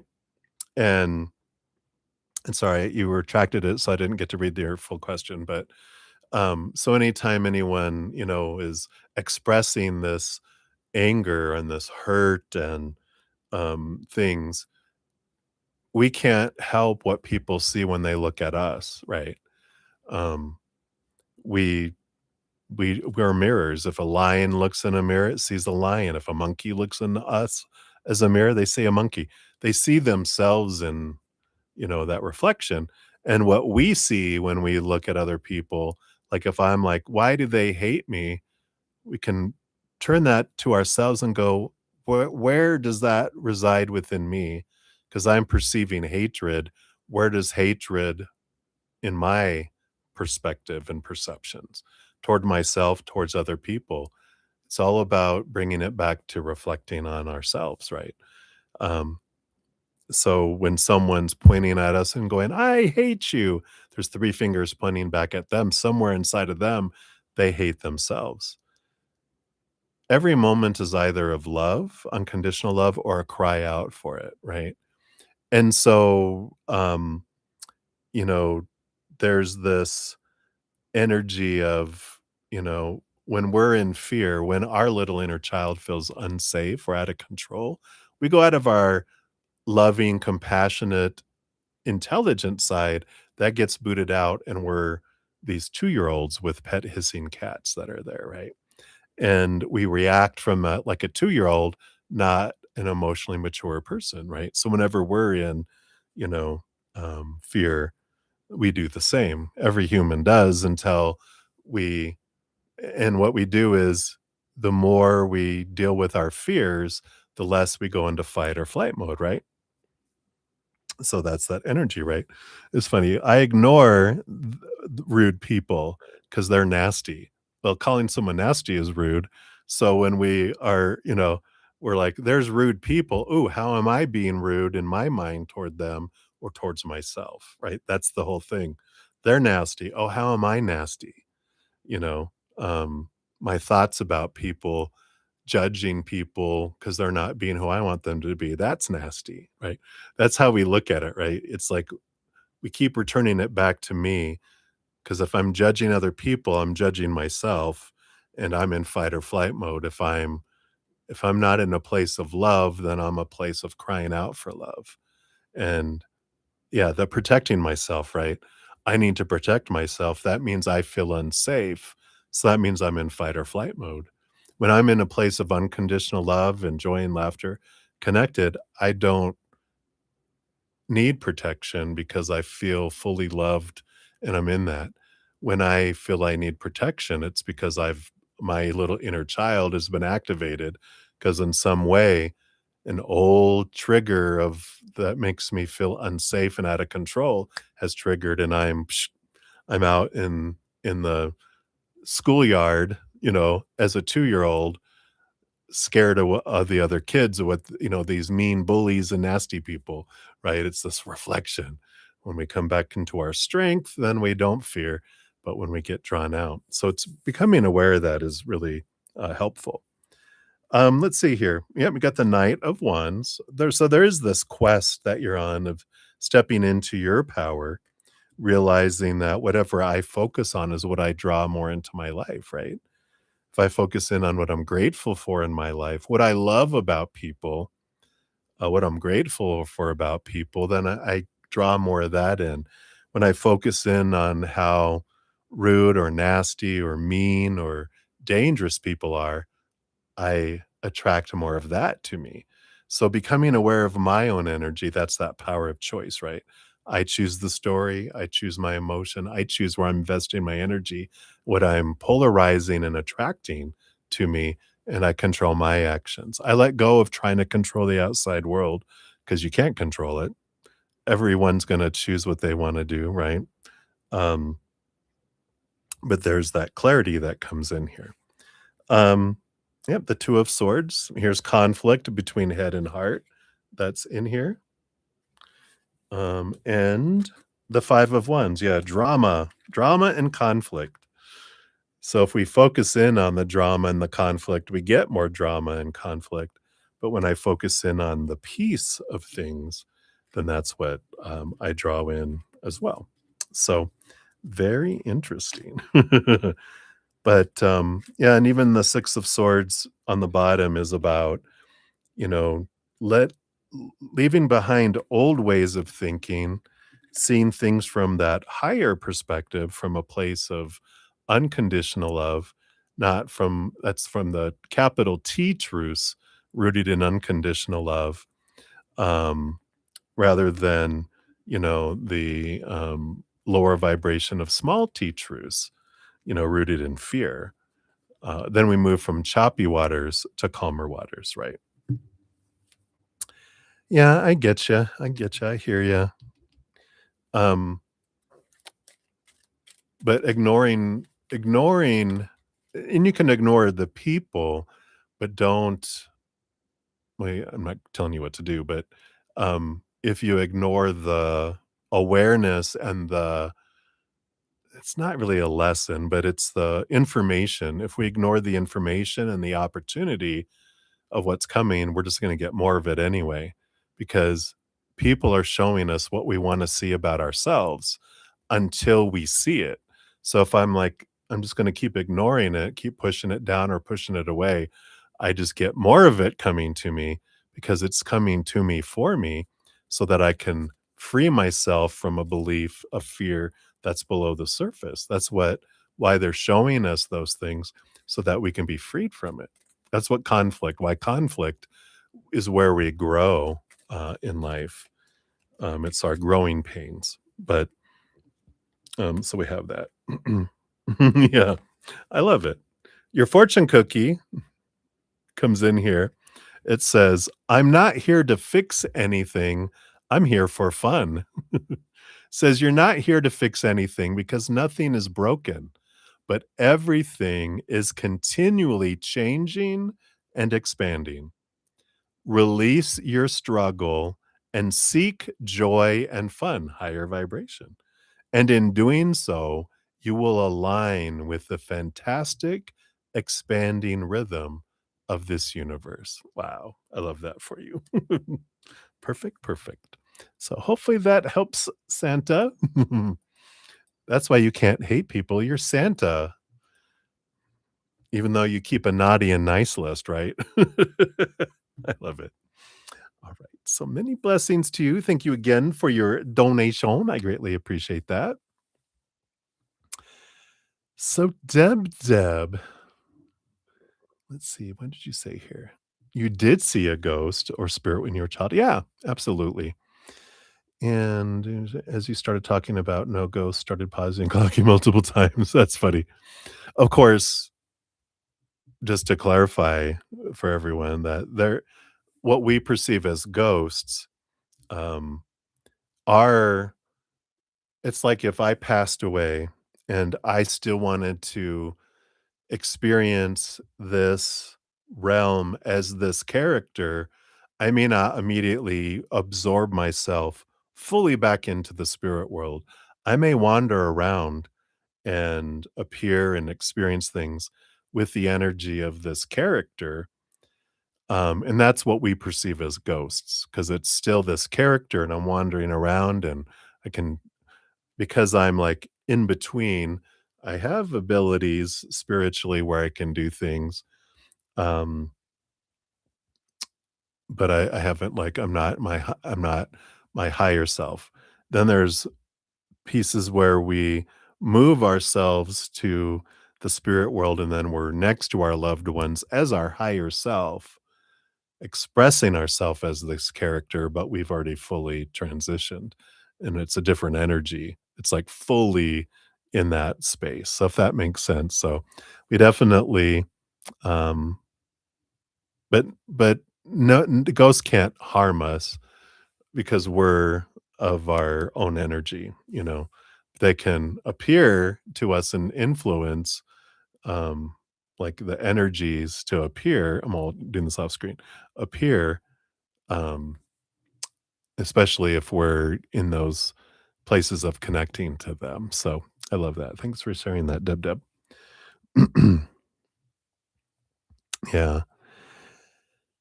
Yeah, I get it there, Santa. Let me see here. Do I still have these videos? I think I have it here in the bottom. Here, let me see. Um, yeah. So you have big empathic abilities. So here's a couple of videos if you want to check these out, Santa. I call it the empathic bubble and then the real gift of an empath. So those might help a little bit with the energies and feeling everyone's energies. I know I was I mean, I'm a huge empath. I grew up with feeling everyone's emotions and by golly, sometimes I thought I was going crazy and feeling everyone's emotions and feeling the heartache and feeling everything else, not knowing what is my emotions, what are other people's emotions. We've got our inner children, we've got past life emotions, we got all these emotions that we feel.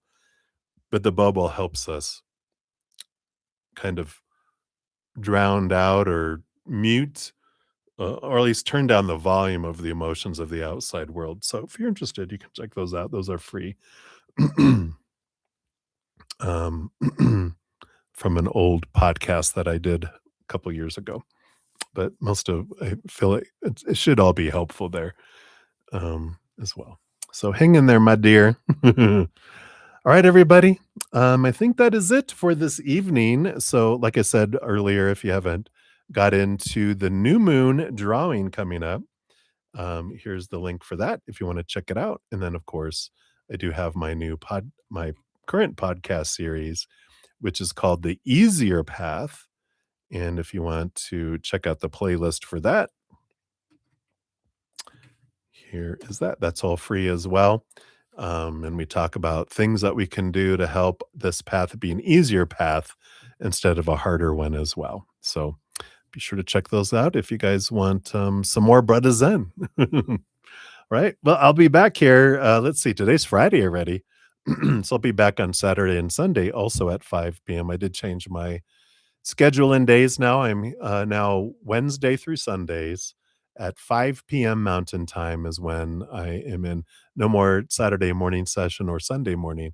It's Sunday evening is when I come in, and well, of course we're an hour earlier than we normally were. So hopefully that helps. And also, I do post the session in the morning, my time. So you have all day to, if you're on the other side of the planet, you want to put your questions or your donations or anything like that.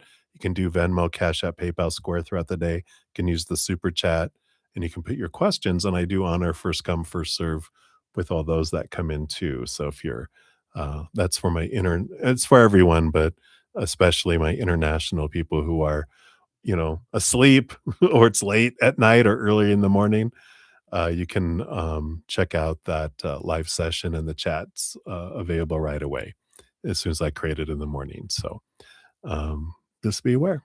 So that's what we have, everybody. Remember, as you're going through your adventure, that every second of every day of your life, you truly are eternally and unconditionally loved by the Mother and the Father of all things, our Creator. And of course, I love you guys too. So enjoy your evening. Enjoy this wonderful adventure we're on. And until I see you again, remember to play, have some fun. Why are we being so serious? Life's a giant playground. Let's go play, right? All right. I love you guys. We'll see you soon.